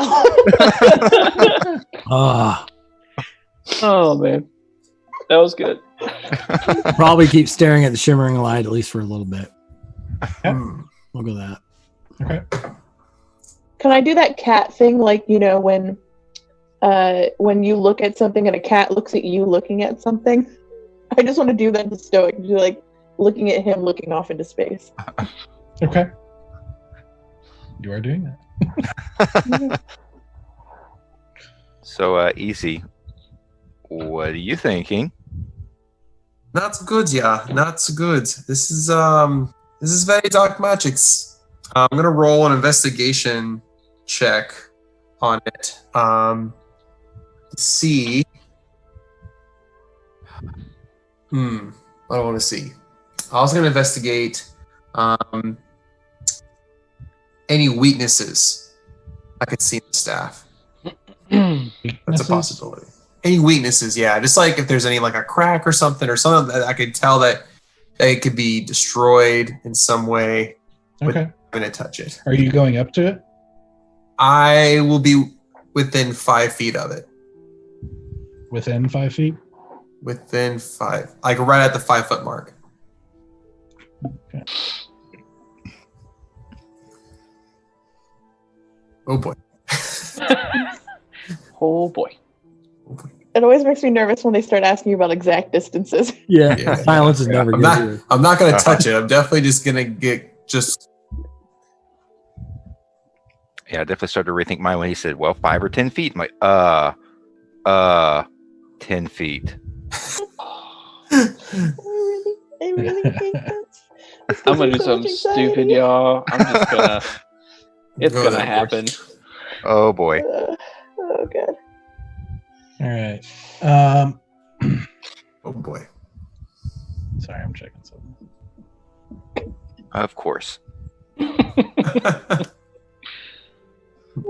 I'm ready with my staff, by the way. I'm just like, hold it. Mhm. Like, closer. All right. So, what you see is as you step up to the staff and lean in to get a good look at it. As your foot touches the dried blood around it,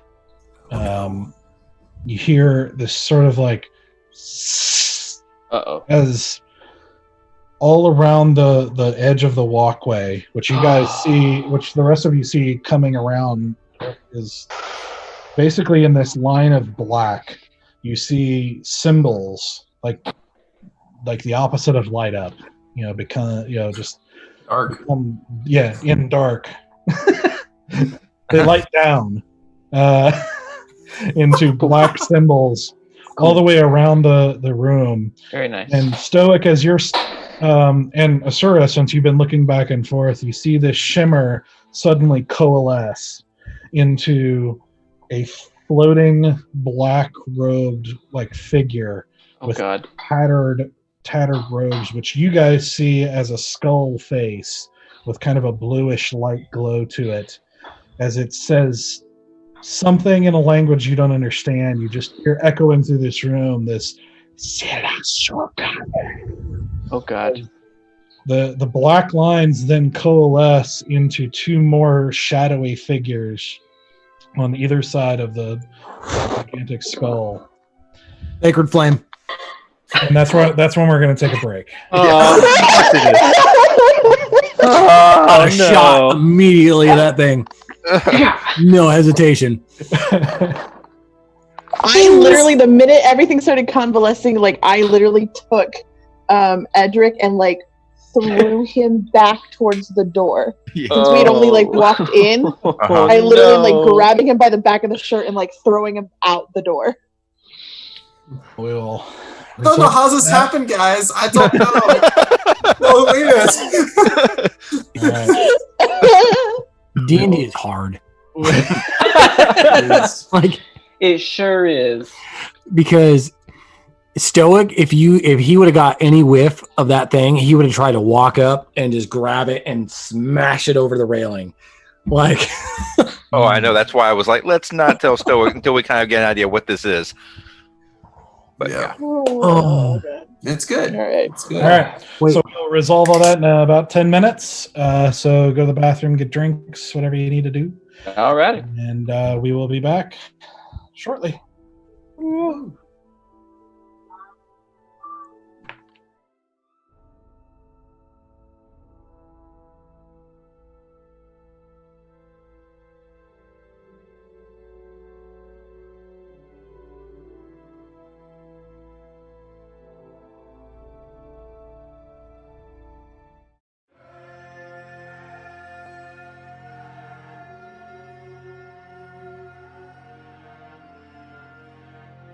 I have learned to be invisible. Invisible to those who have something I need or want. Invisible to the guards. Invisible to my enemies. I have even accomplished something no thief before me has. I have become invisible to myself. For I cannot bear to look at my own reflection. But is this all there is to me? Is my invisibility simply matching the hollowness I feel inside? I have to know who I am. I have to know if redemption is possible. So I will use all my power to seek that which terrifies me the most. To truly be seen.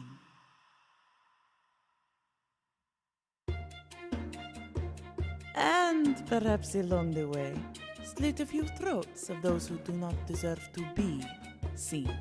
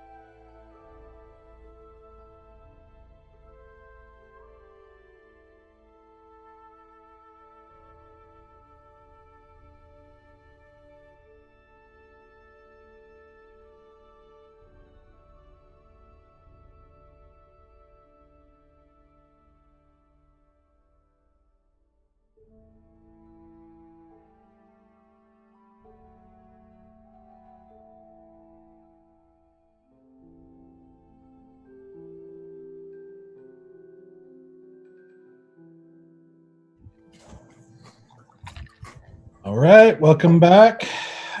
Things are just getting intense.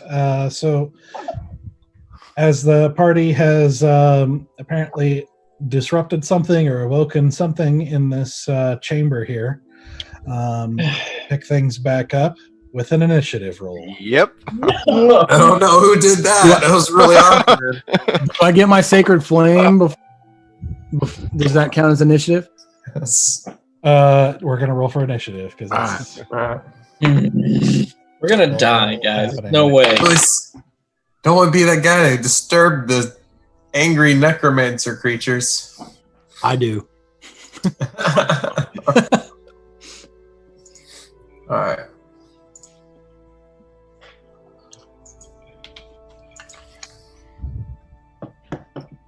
This guy Shazran is a real pain in the butt. Shaz, Raz, me, Shaz, A Bendigo. and the Bendabo. Bendigo.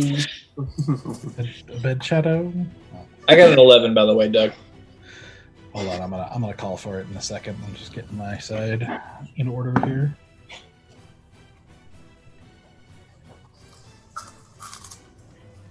There's still nothing on my screen in I'm getting there. roll 20, so I'm just like panicking that something terrible. I'm going to see something terrible. Oh, you'll see something terrible. I mean, that's just a given. I still have the old map on mine. Yes, I'm getting there. Patience, everyone. Patience. Oh, I'm just saying, Get like, I do see something. Okay. So, Larry, Yeah. what's a good I Huh? mean, it's a really nice, it's a really lovely picture, but also, oh god. All right, so that's what you guys are seeing. So 15 or higher. 24. Not that high. Okay. Anybody else? 16. I rolled a 15.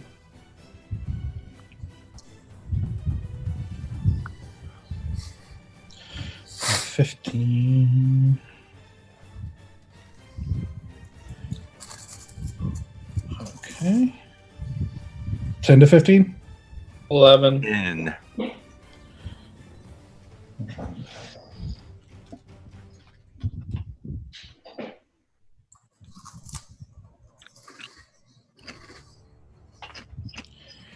Okay. Let's see.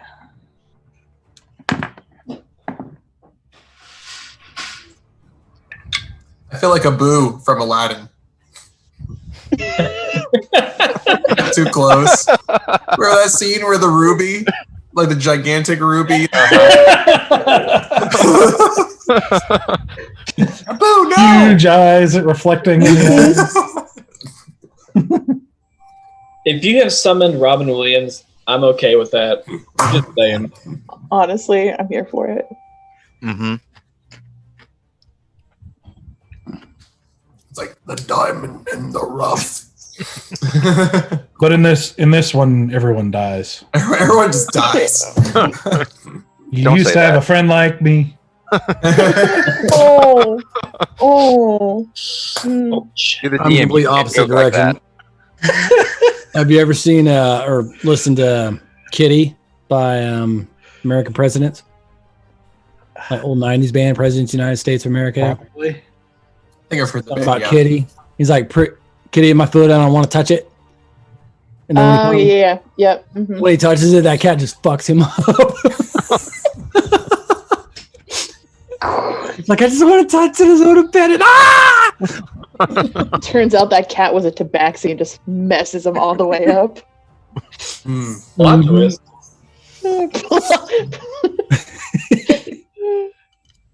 Okay. So, Ashura, you were up first. Cool. Yeah. For my action, I would like to grab Edric and throw him out the door, back out into Okay. the stairwell. Make an athletics check. I will make an athletics check. God, I hope I do this. Okay. Athletics. All right. Where does my athletics go? There it is. Okay. All right. So that's a 12. Okay. Yeah, fortunately he's tiny, so he's not very heavy.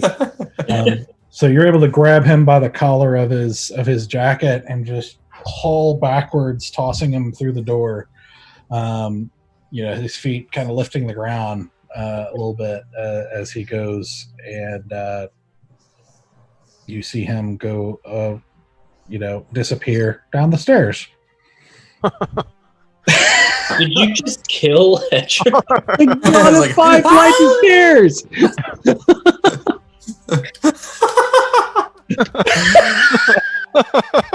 I don't think I'm strong enough to kill anybody yet, you guys. God. You know what? The stairs might be. You know what? I did my duty as a protector. I've never done it before. I think that's how that works.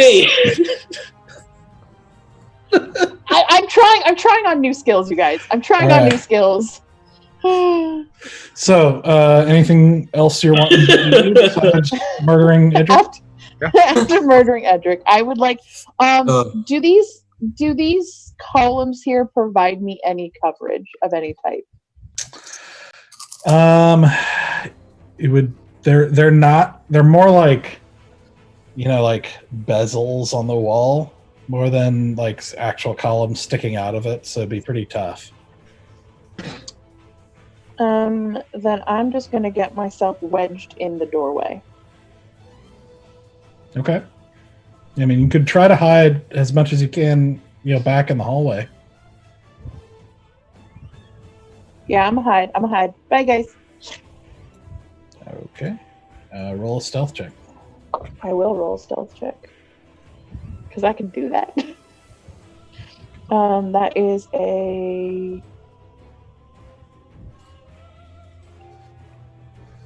it's a 15. Okay. And that door is open. I just don't have any way to illustrate that. Come on. Okay. So that's Asura's turn. So the shadows are up next. Oh boy. Oh, and I should get rid of Edric here. Yeah, I killed Edric, y'all. God, I really hope I didn't kill Edric. Oh, that would break my heart.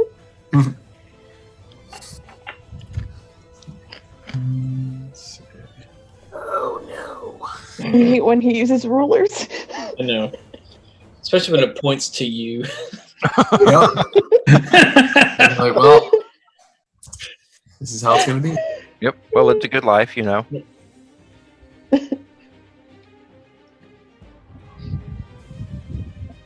Okay, let's see. Alright, so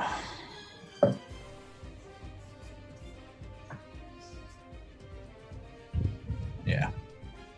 Alright, so this one is going to move over here. And go after Stoic, and this one Like it. is just going to. No, I don't like it. All right, so we'll do this one first. So he is.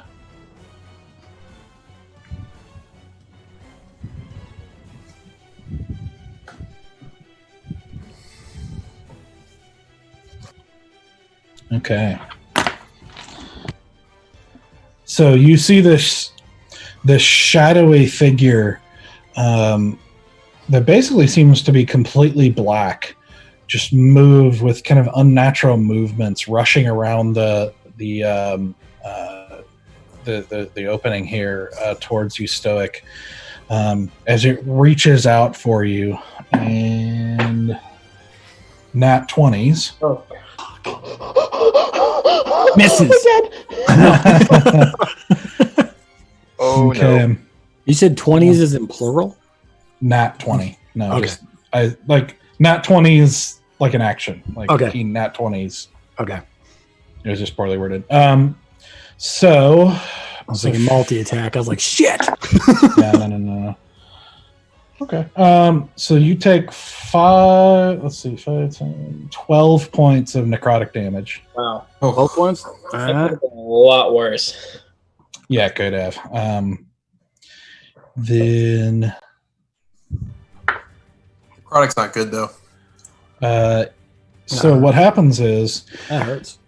it reaches out with this kind of shadowy hand and just like basically puts his palm up on your chest, and you feel this like sucking motion as you just kind of feel some of this life drain from you, but you feel weaker, and you just feel like your muscles it's almost this rotting feeling as your muscles start to almost atrophy, and you reduce your strength score by 4.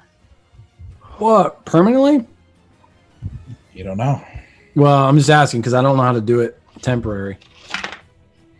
I'll mark it down, but yeah, mark it down. But that means so it was 15, and now it's 11. what's that? What's the adder for 11? So what you can do, by the way, is or I can do it for you here.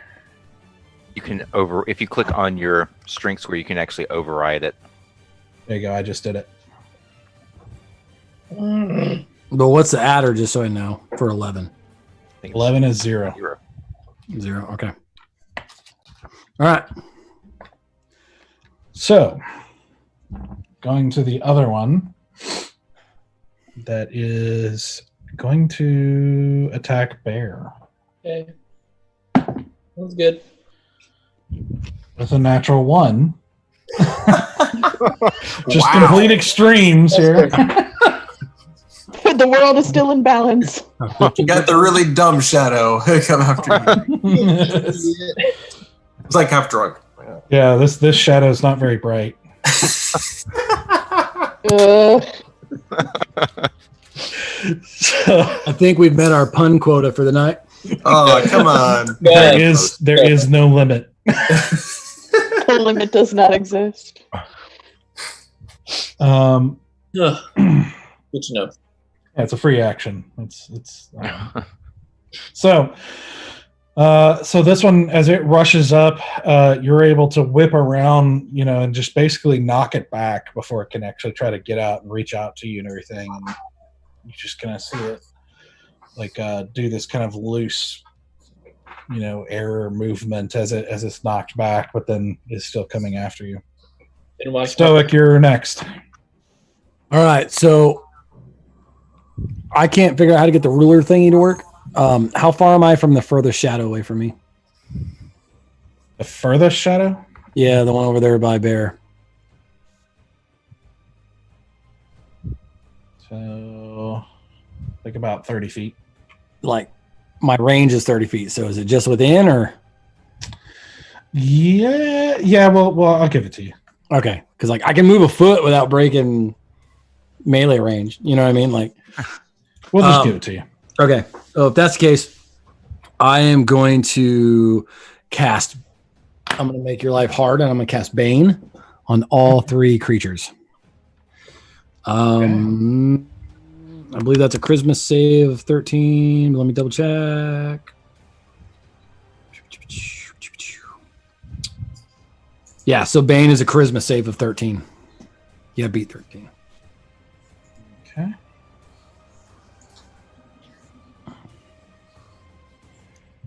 Okay.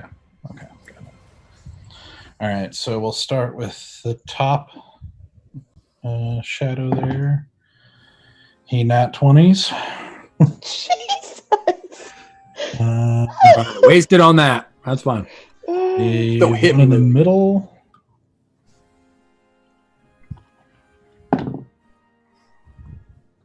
What is his charisma? 14. Oh, Jesus. And then the one next to you is an 8. It was not a waste of a spell. Okay. I Got don't one. have very many. So Very nice. bonus action, cast spiritual weapon. right next to right behind the one that's next to me. Okay. I can't attack with it this round, but I'll at least cast it, get it out there. Yeah, that's fine. I'm looking.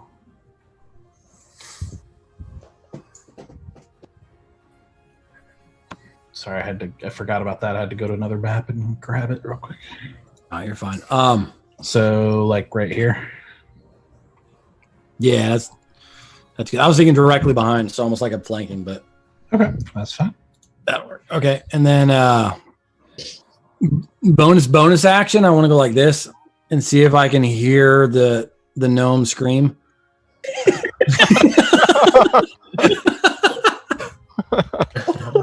You can make a perception check.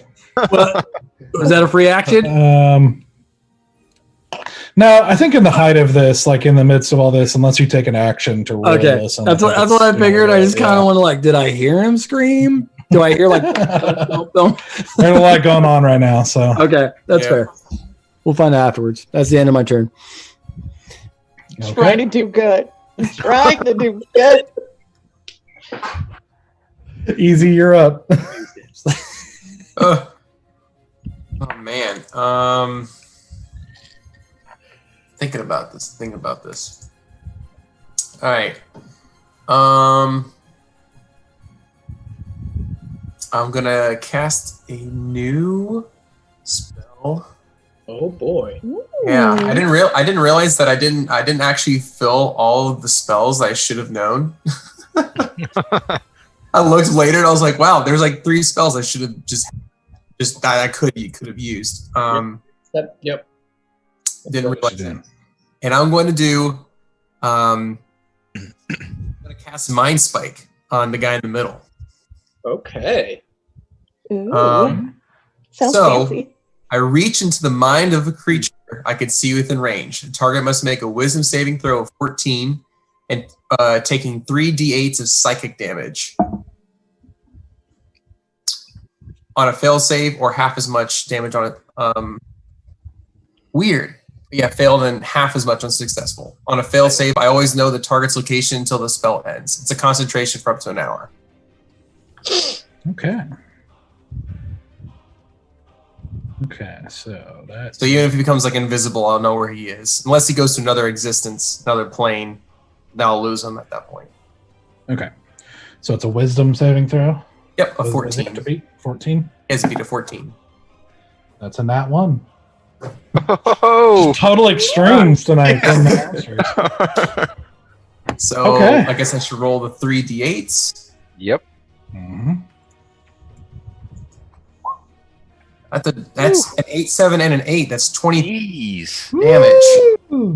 Holy shnikes. We're going to use this for Mind Spike. It's not a condition, is it? Well, no, it is, because you know where it is. I just know where he is. Yeah, now I just did a crap ton of damage and just know where he is. I know where he's going to be. We'll use this instead. I say with my mind, I go, I see you. So how much damage was that? It was 23 psychic damage. All right. Goodness gracious. It was an 8, 7, and an 8. That's ridiculous. So as you, so with this one, you don't actually see a physical manifestation of the effect going towards it. You basically put your hand up to your temple and close your eyes for a second, and then suddenly you see this purplish burst of light around the head of the creature, and you hear this like this otherworldly scream as it like reaches up and clutches its head, in just grave pain as you cast this on this thing, and it rises in the air for a second until it finally shakes its head and seemingly looks at you directly at you. But Very nice.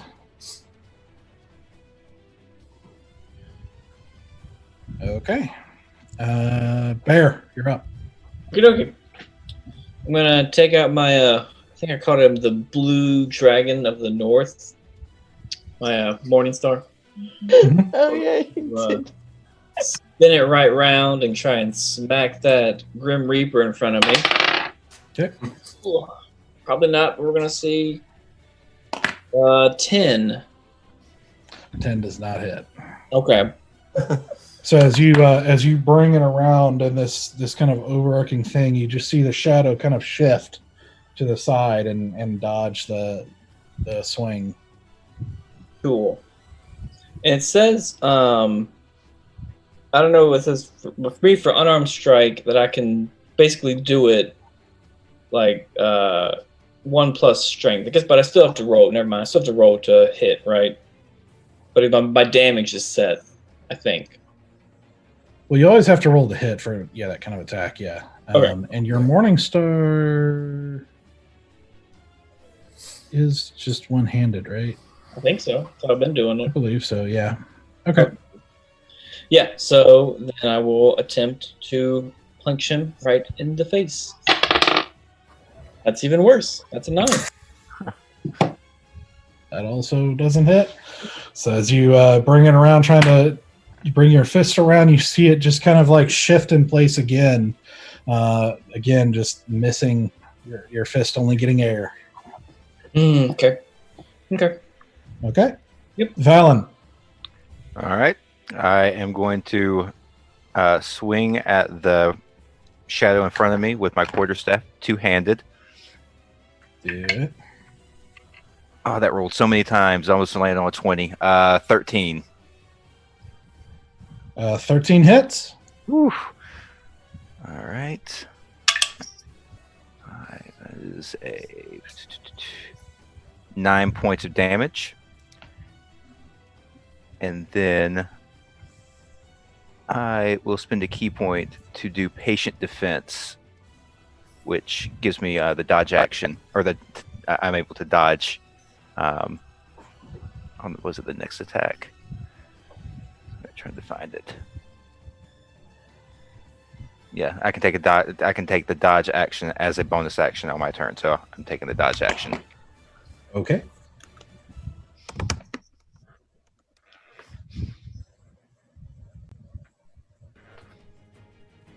Okay. Is that all you're doing? Yep.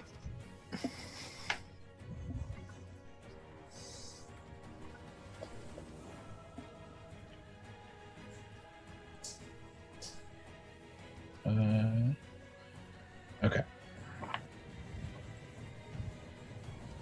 All right, now it is the creature in the middle. It's his turn.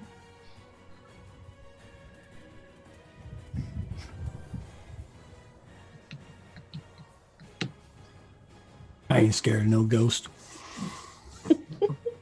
Expecto Patronum. I was about to do that, but I chose consistency. Oh, that would have been good. Yep.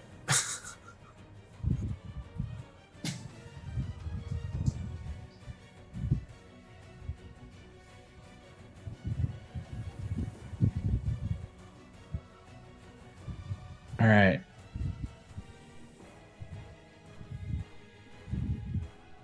Oh, you know what? Sorry. I'm wrong thing.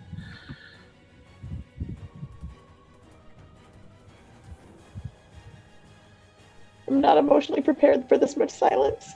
All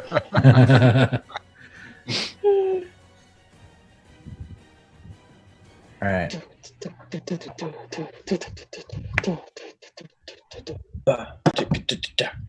So you see as this white is looking straight at Easy, you see it raise its hands, and forming in its hands are these two long, kind of bluish light spikes, and you just see him let loose each one straight at Easy. Uh-oh. First one. Boy. This could be a 9 to hit. It does not hit. But the second one is a 23 to hit. That definitely does hit. All right, so that's going to be Woof. 4 points of necrotic damage. Okay. As you feel this bolt hit you, and it doesn't actually physically harm you, but like basically goes through your chest, and you feel this deathly cold in this spot, like where pain should be. It just feels deathly cold, and you just felt like you got touched by death. I liked Touched by an Angel better. Really good song. For its bonus action.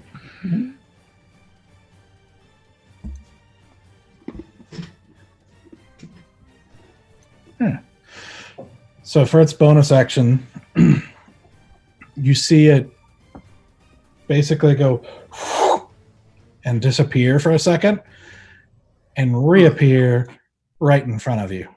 Oh boy. Oh, At least you know where it is. You are aware of where it is right now. Not getting past me, old Whitey. All right. Okay, so it would be Edric's turn, but nobody can see if and what he is doing, if he's doing anything. Does he holler it on his turn? Tumbling down the stairs. Totally done. 4 or 5 flights of stairs. I give up. I give up on trying to be helpful. I give up. Speaking- I'm just gonna let. Oh, I'm just so gonna leave and let all you guys get murdered. Which brings us to Asura's turn. The Uh-huh. perpetrator's turn. You know what? It's been fun. I had a lot of fun, you all. But I'm gonna leave. Cool. I would like to throw one of my shiny shinies at the bad guy that's right in front of Stoic. Okay. Right, you're over here. Surprise! And that's going to be a. You are 14 hidden, to so it'll hit. be advantage. Oh, perfect. Hmm. Oh, it's not quite, but it's still good. So it's 17, 18, 19, 20, 21 to hit. 21 hits for sure. Awesome sauce. So I'm going to do 1d4 plus 2d6 of damage. Oh. 6 and 6 is 12, 13, 14, 15 points of damage with my dagger. Gee. Oh, buddy. All right. A lot of damage. So you throw this damage out of the shadows, hitting it right in the chest as it's leaning in to take another shot at Stoic, and you just see its whole body like shift to the side with the force of the dagger, and you see like large plumes of this shadow kind of come off of it and everything, and you see it almost kind of having trouble staying together. It seems to be pretty rough, but it's still barely holding together. Okay, I don't know if I should attack again or if I should hide again.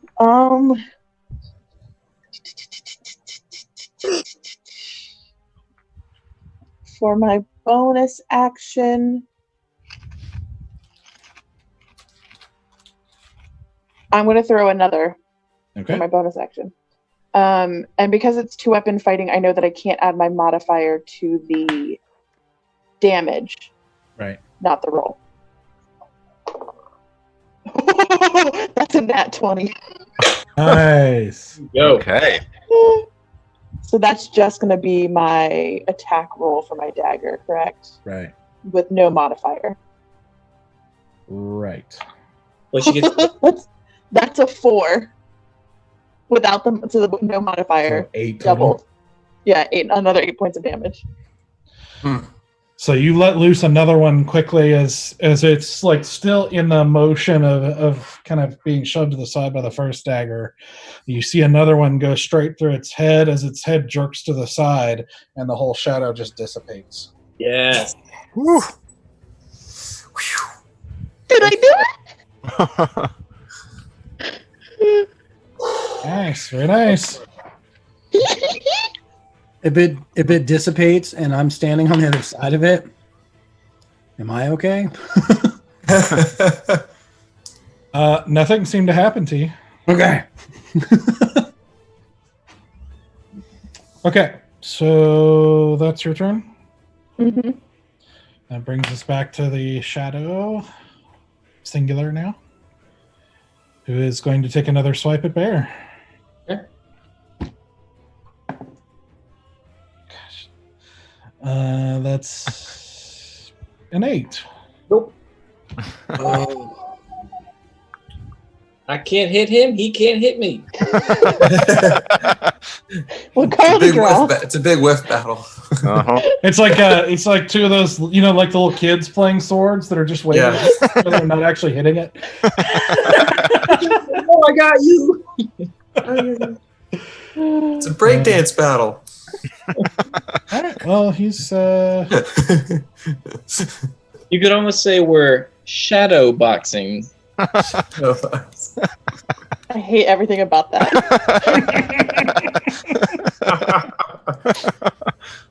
it was a bit shady.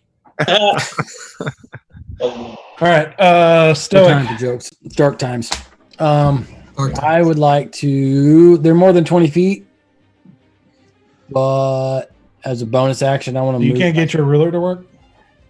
I can't. I can ping, but I That's can't. it's the different tool, right? It gets over the top left.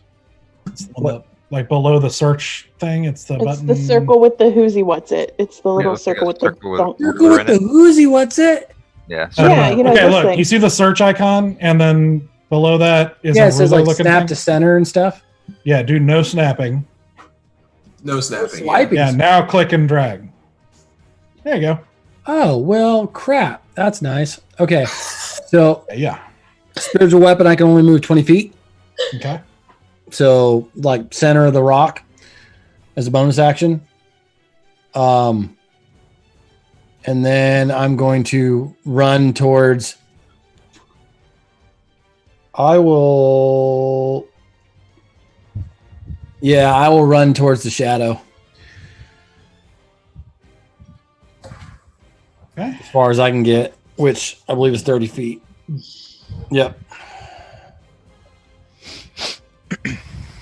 Can't measure curves, so I'll just say That's you fine get because that. I'm going to stay out of its melee range. I'm going to stay 5 feet back from it, and I'm going to fire a sacred flame at the big one in front of Easy, Okay. which is 60 feet. So I can shoot that. Sacred flame is a dex save of 13. Okay. That's an 7. So that's a hit. So that's a 1d8. That is 4 damage. All right. Big Yeah. money. No whammies. see. Is that a radiant damage? That is radiant damage. Okay. All right. So you let loose this, again, this whitish divine flame out at this thing as it curves around, like licks over it for a second, and you just see it kind of like thrashing under this fire for a second, letting out another piercing scream, and then it dissipates. Not the thing, but the flame dissipates. And interestingly, like, it doesn't have the kind of sizzling and smoke that you've seen fighting other creatures that have the fire. It seems like it was affected by it, but it's not like it's not catching fire, so to speak, at all. If that makes sense. Okay. Okay, is that your turn? Yep. That's it. Easy. All right. Wasn't a big fan of the whole blue spiky thing in my chest. I will. Could have been worse. At least you're not a vampire. That's true. Sorry, as you guys know, Surprise. y'all let me in, so I mean, it's at that point. That's on us. So I'm gonna do a cult classic. I'm gonna ready up some magic missile for him. Magic Okay. missiles. Some magic missiles for him. Okay. That'll be just a first level spell. So that'll be, I think, just 3 of them, I believe. I believe so, yeah. Yeah, let me see. Oops, sorry. So let me go and use it and roll 20. It's just 3 d4s plus 1. All right. That's an 8 plus 3. So that's 11 points of force damage. Wow. All right. Wow. That was a 1-4-3. All right. How do you want to do it on him? Whoa. I have to do the classic. I have to go back to Tuesday Shadow, yeah. All right. All right. So you say that as you hold out your hand, and those darts come zipping out, just going straight through its skull as it snaps back, and you hear like this as it's like cut off as its entire form dissipates, and then you see the other shadow dissipate as well. Okay. That's what you call a 2-for-1 in the biz. In the The biz. Which business is that? Easy. The business of effing up monsters. All right. All right. Good job. So as the as the chamber falls silent again after the sounds of combat, and you're catching your breath. Relatively brief combat, probably thankfully so for you guys. Can I go check on Edric? Please. I don't want to hurt him. Please don't let me hurt him. I'm He's like 2 black eyes. He's just like, oh. Broken I'm trying bones. to do good in this world.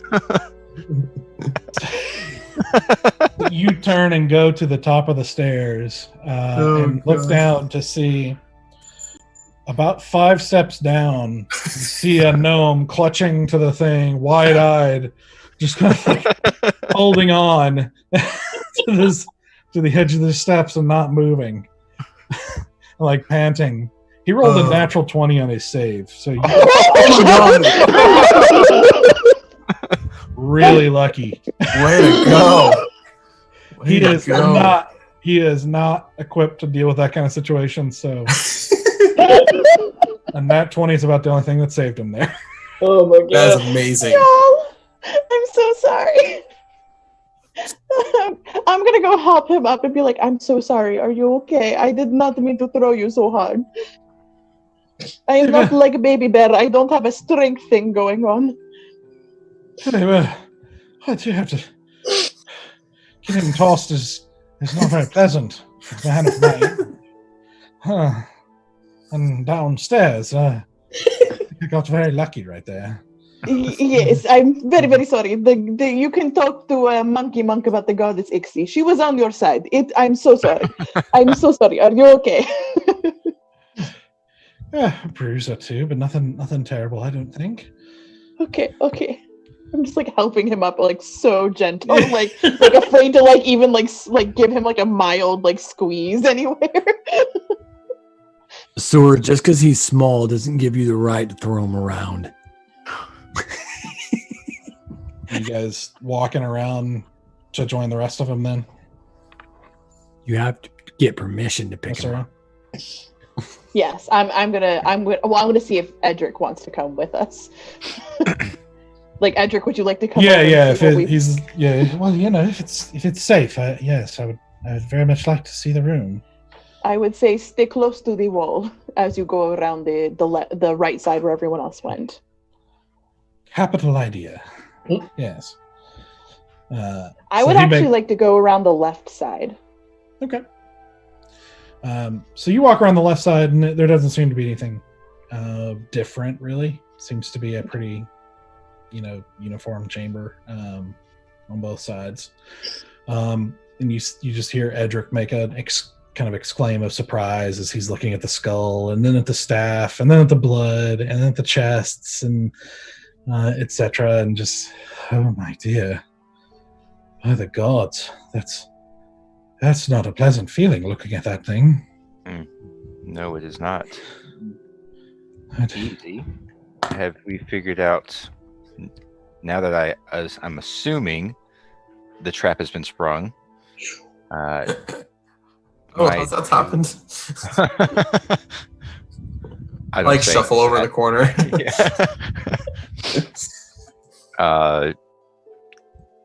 Maybe check to see if there's anything left before we try to play with the staff. I'll take a look. And I want to walk up towards the staff. Okay. Can I grab it? Can. Can I bash it against the pedestal? So you're taking the staff?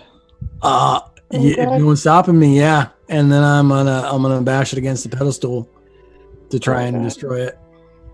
Oh God. Okay. Because that's how we take care of evil. I mean, I am not the most educated when it comes to magical items, but it seems to me that bashing it doesn't necessarily destroy it. There's only one way to find out. So you summon mushrooms, mushroom people. Are we going to summon like a devil from hell now? Is that how this is going to? I'm Or already here. You don't have to worry about it. The mushrooms pose no danger after we defeated them. I'm assuming this doesn't either, but I want to break it to make sure it doesn't bring anything else to its defense. You know what happens when you assume. So you step up to the staff, looking up at it and feeling that same like nauseous feeling in your stomach, like on the verge of throwing up kind of nausea. It is just not pleasant as you look at this thing. As you step up to the pedestal and reach out towards the staff, just before your hand touches the staff, you hear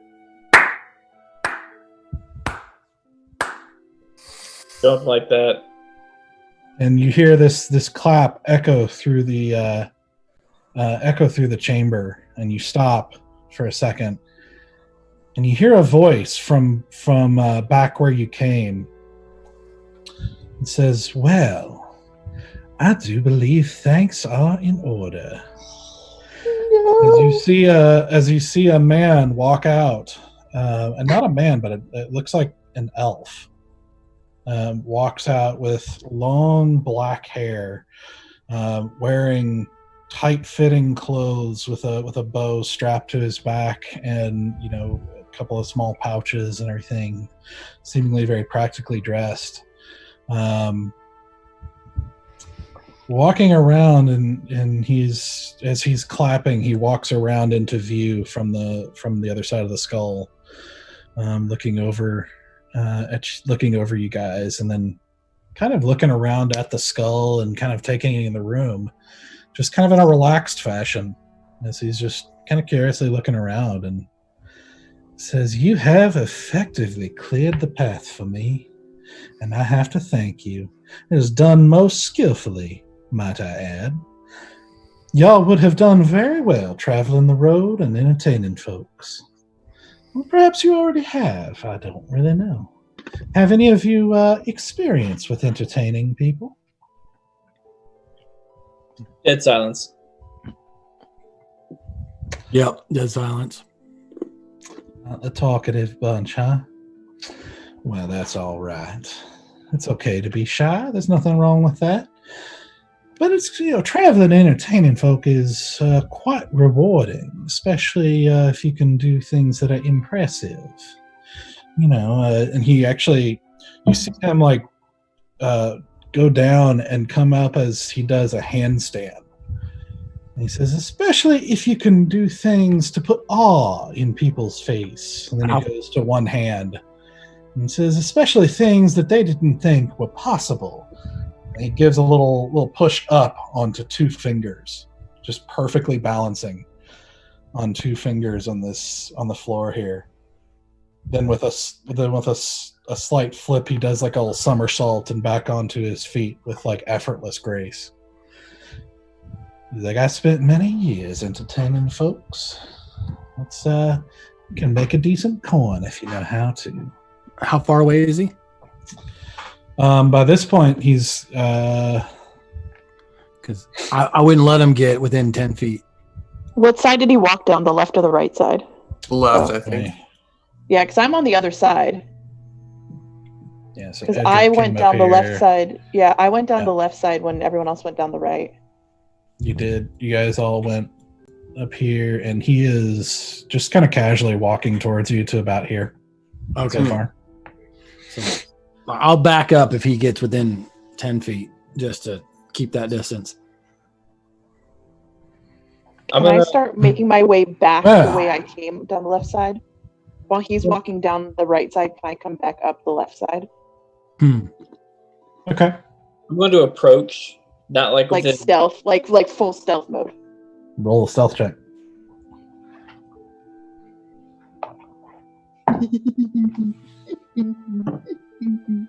You don't even want to know. 19, 20, 21, 22, 23, 24, 25. Alright. I'm going to approach, not within melee distance, just like kind of set myself up to like talk to him. Be like, well, you are very impressive with your handstand, but who are you? What are you doing here? Oh, that's just tricks from the road. That's nothing like what you all did here, of course. And not quite as impressive, if not unpleasant, as this room. But if I understand correctly, you all have found yourself in the former lair of one powerful former wizard. Well, I guess you are correct in that. Well, I believe so. Still doesn't answer the question. To whom are we speaking? Oh, how rude of me. My name is Vanda, and who might I be speaking to? We don't really have a name yet, but you can call me Bear. Fanta, like the soda? Vanda. Vanda. Vander.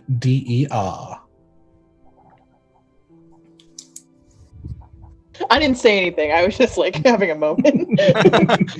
Asura has not said a word.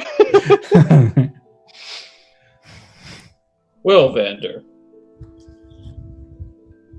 thank you for introducing yourself, but still, you haven't explained how you came here at the same time that we just finished killing a whole lot of stuff. Why are you here? Oh, well, I followed you. Right. Yeah.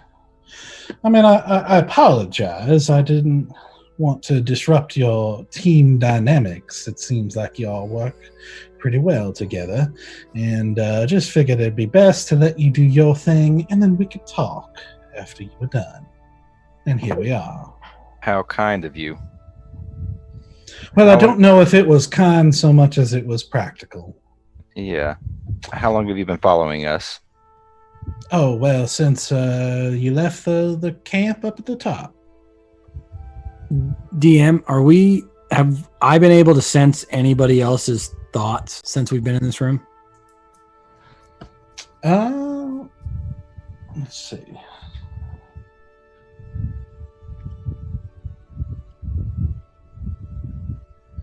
No.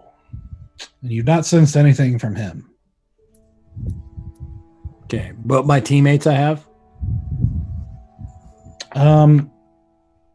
There's not, I mean, so essentially the way it works is like there'll be, you guys don't know exactly what it is or how to control it at the moment. So it seems like it happens during like strong moments or unintentional moments sometimes, and when it's intentional. So it's like you have to be more intentional about it most of the time. Okay. Now, why don't we talk? Let's- See, the way I see it is in this lair of the formerly powerful wizard, I imagine there's all sorts of interesting things in this room that could put a smile on everyone's face.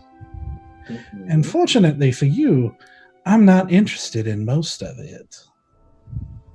I only need that. And he points at the staff. Yeah. Well, you see, Vander, again, I can't speak for everybody, but I'm almost positive you are not getting the staff. Well, I guarantee that.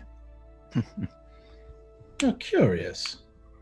You don't strike me as the type of folk to be interested in that sort of nastiness. Are you planning on going dark? No. More planning on making sure somebody else doesn't go dark. Well, what's that to you? Let's just say we're good Samaritans. Well, Whatever Samaritans were in Inland of Crud. Fantasy Samaritans. Randy. The D&D equivalent. The ancient Samaritan race. The Samaritan race, yeah. mm-hmm. You'll have to forgive me if I don't believe, in people having ulterior motives. Not known many truly good Samaritans in this life. But in any case, there's no reason for any of us to die in this room. It's quite distasteful, in my opinion. Agreed. And a waste of resources, especially ones that have proven themselves so useful. I think you may be the only one that needs to worry about that in this current moment. Oh, do I look worried? Should be. Who's standing by the staff right now? Is it? I'm holding that shit. Oh yeah, I forgot you're over there. I got. Stoic's holding it at the moment. Did you actually grab it? Because it said right before you grabbed it, this guy came wandering in. I thought it was before Yeah, I broke you it. were reaching out for it and then stopped as you heard the clap. You can continue to grab it if you want, but I would like to. okay. So, as you grab it, you feel this coldness. Like it's almost like you just got dunked into ice water. You just feel cold all over, and your vision, you just feel like this kind of darkness go around the edges of your vision. And you hear just through your head this like this unintelligible whisper of like, all these whispers kind of echoing through your head as you're holding it. I'm not letting go. I'm just holding tight. Mm-hmm. Okay. Keeping everyone else in between me and the guy. Can I get clipped? So I'm still sneaking to him, right? Like I'm still sneaking around. you're over the other side. You're going to be, if you get to like obviously about here, like you're going to be in line of sight of him. But right now he's distracted by talking to Bear and everyone, yes? He's been kind of like looking curiously around the room. And he's looking at everybody else, but also just kind of looking at the room. He just looks like idly curious. All right, then I want to be just out of line of sight from like just on the other side of that skull where that kind of divot happens. Yeah. So about right there is about as far as. Yeah, where I keep just like not in line of sight. Yep. He says, listen, I believe the gods have been good to us. Like I said, no one here, there's no need for distasteful violence or any of that sort of thing. But I do need the staff. It's most urgent to me. And so I think some sort of arrangement could be made.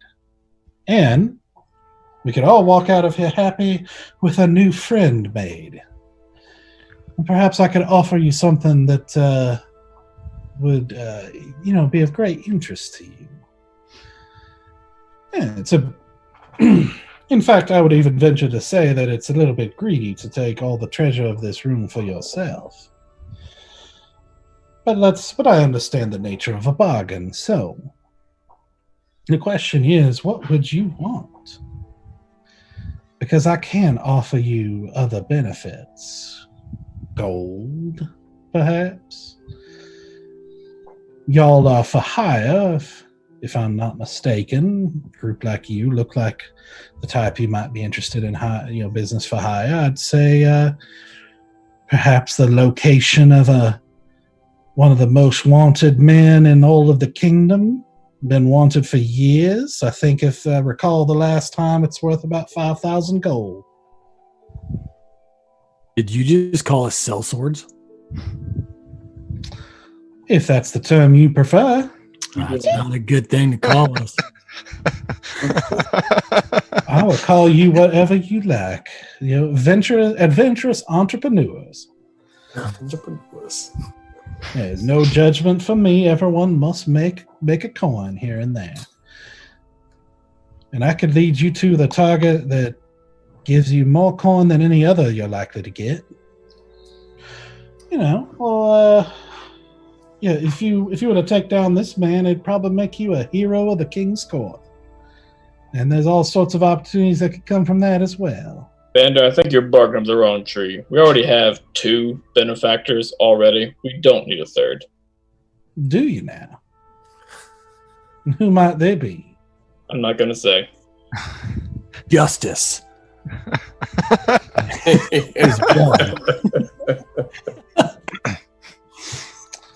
Well, I could also arrange for certain equipment to be procured for you. Equipment of a magical nature that would certainly help you in any of your endeavors that you choose to go on in the future. I could even tell you where the Goblin King's been hiding. Again, the question is, what do you want, and what would be worth it for you? Because certainly if you have no intention with the staff, everything has a price. Why do you want it? Oh, I don't. Who's your benefactor? Well, obviously you all understand the need to protect the confidence of your employers at certain times. If you don't want this staff, then you don't mind if we destroy it. And I'd like to try and bash it against the pedestal. I was about to send that message to you through my mind. It's like, just do it. You say that, and you haul out and do a. Let's see.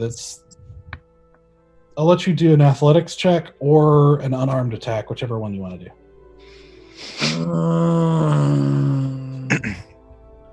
That strength score down. Unarmed is +4. Athletics is +2. So I'm going to do an unarmed strike if I could. Do it. That's a 12. Can I guidance myself? No.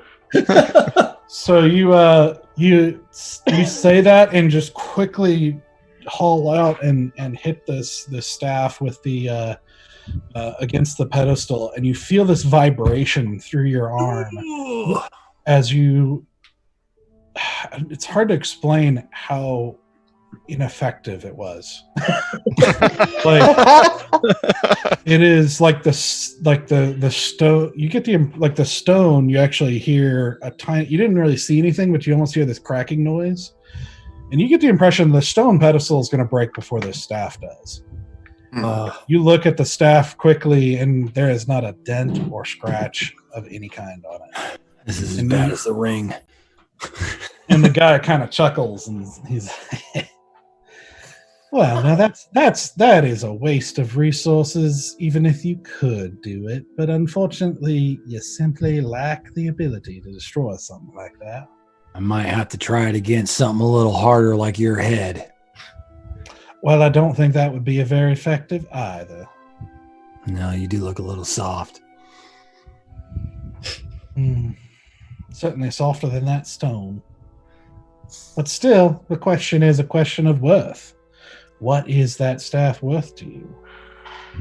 So I'm gonna send a thought to everyone. Do we want to even negotiate with this guy? That's a thought I'm sending out to just the team.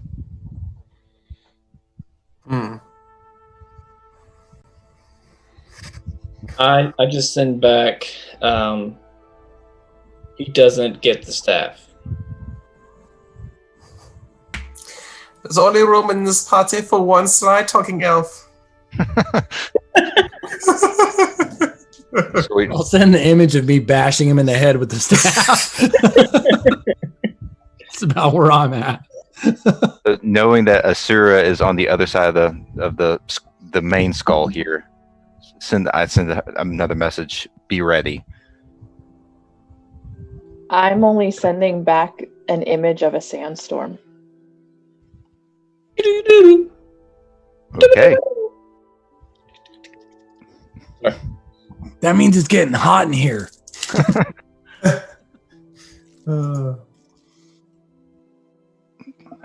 Commander, you are a man of peace. Well, you claim to be a man of peace.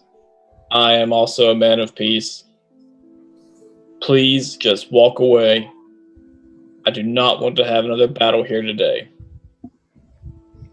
I don't either. That's why we need to strike a bargain.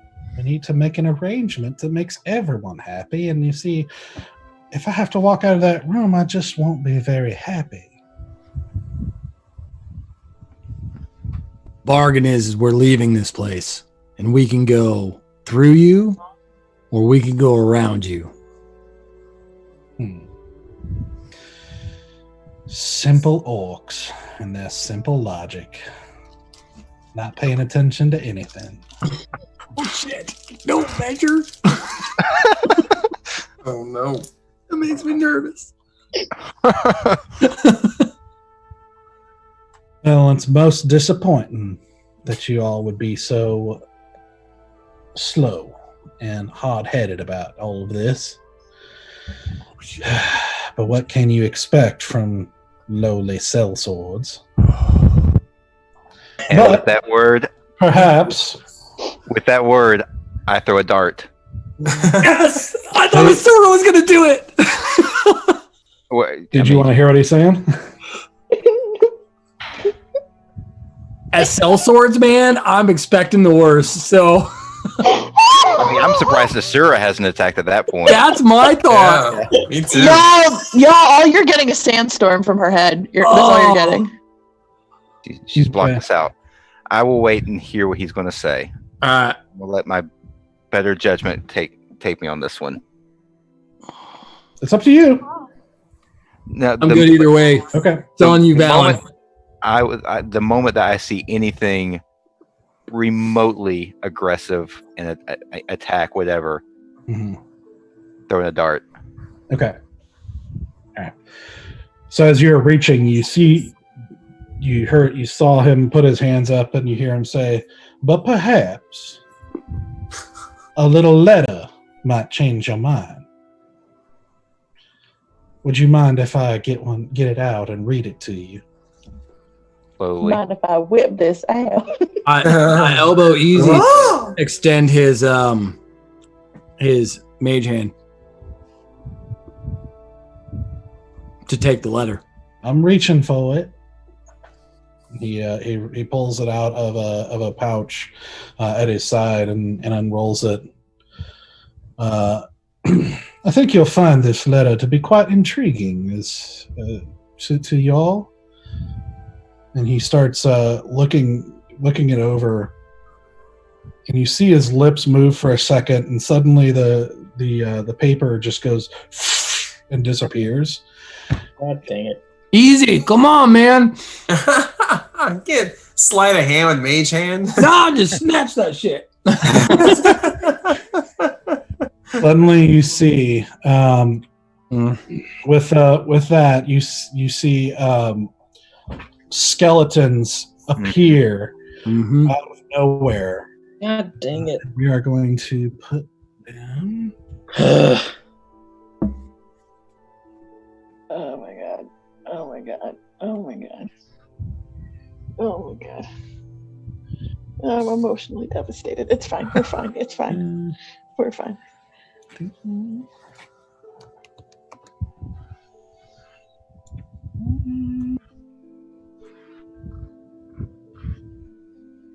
That's a lot. Uh-huh. Damn elvish pirates.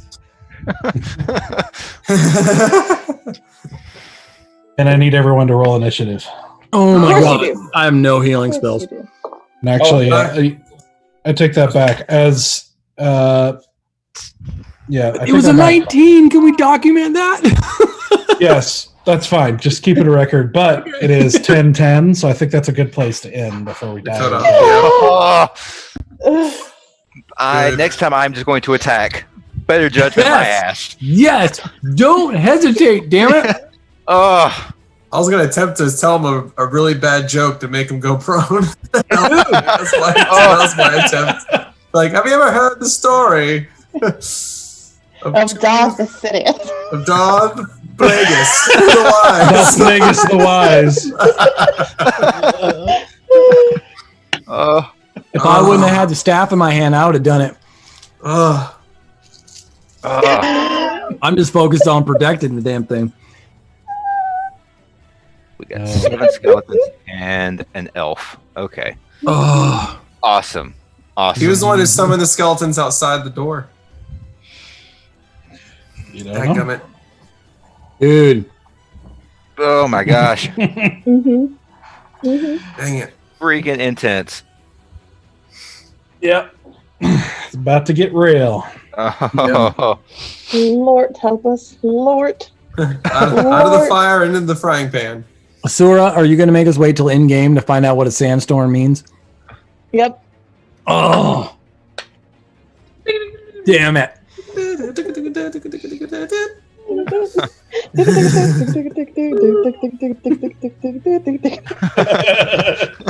Well played. Well played. Singing on the Zoom call is rather rude. I'm done. So, well, good job, guys. Yeah, thank you all for joining us for another episode. Like I said, episode 10. And we will be back again, of course, in 2 weeks. And like I said, join our Discord. We're going to be starting to hopefully have some conversations, and we put resources as they happen, like letters or maps or things like that, as they come up in there. Also have a channel that you can hop into if you want to talk to people while you're watching. Join our Discord, and we're all on there, so you can chat with us too. And, thank you very much, guys, and we'll see you again in 2 weeks. We love you. Bye. Thank Be you. safe. See y'all. Well,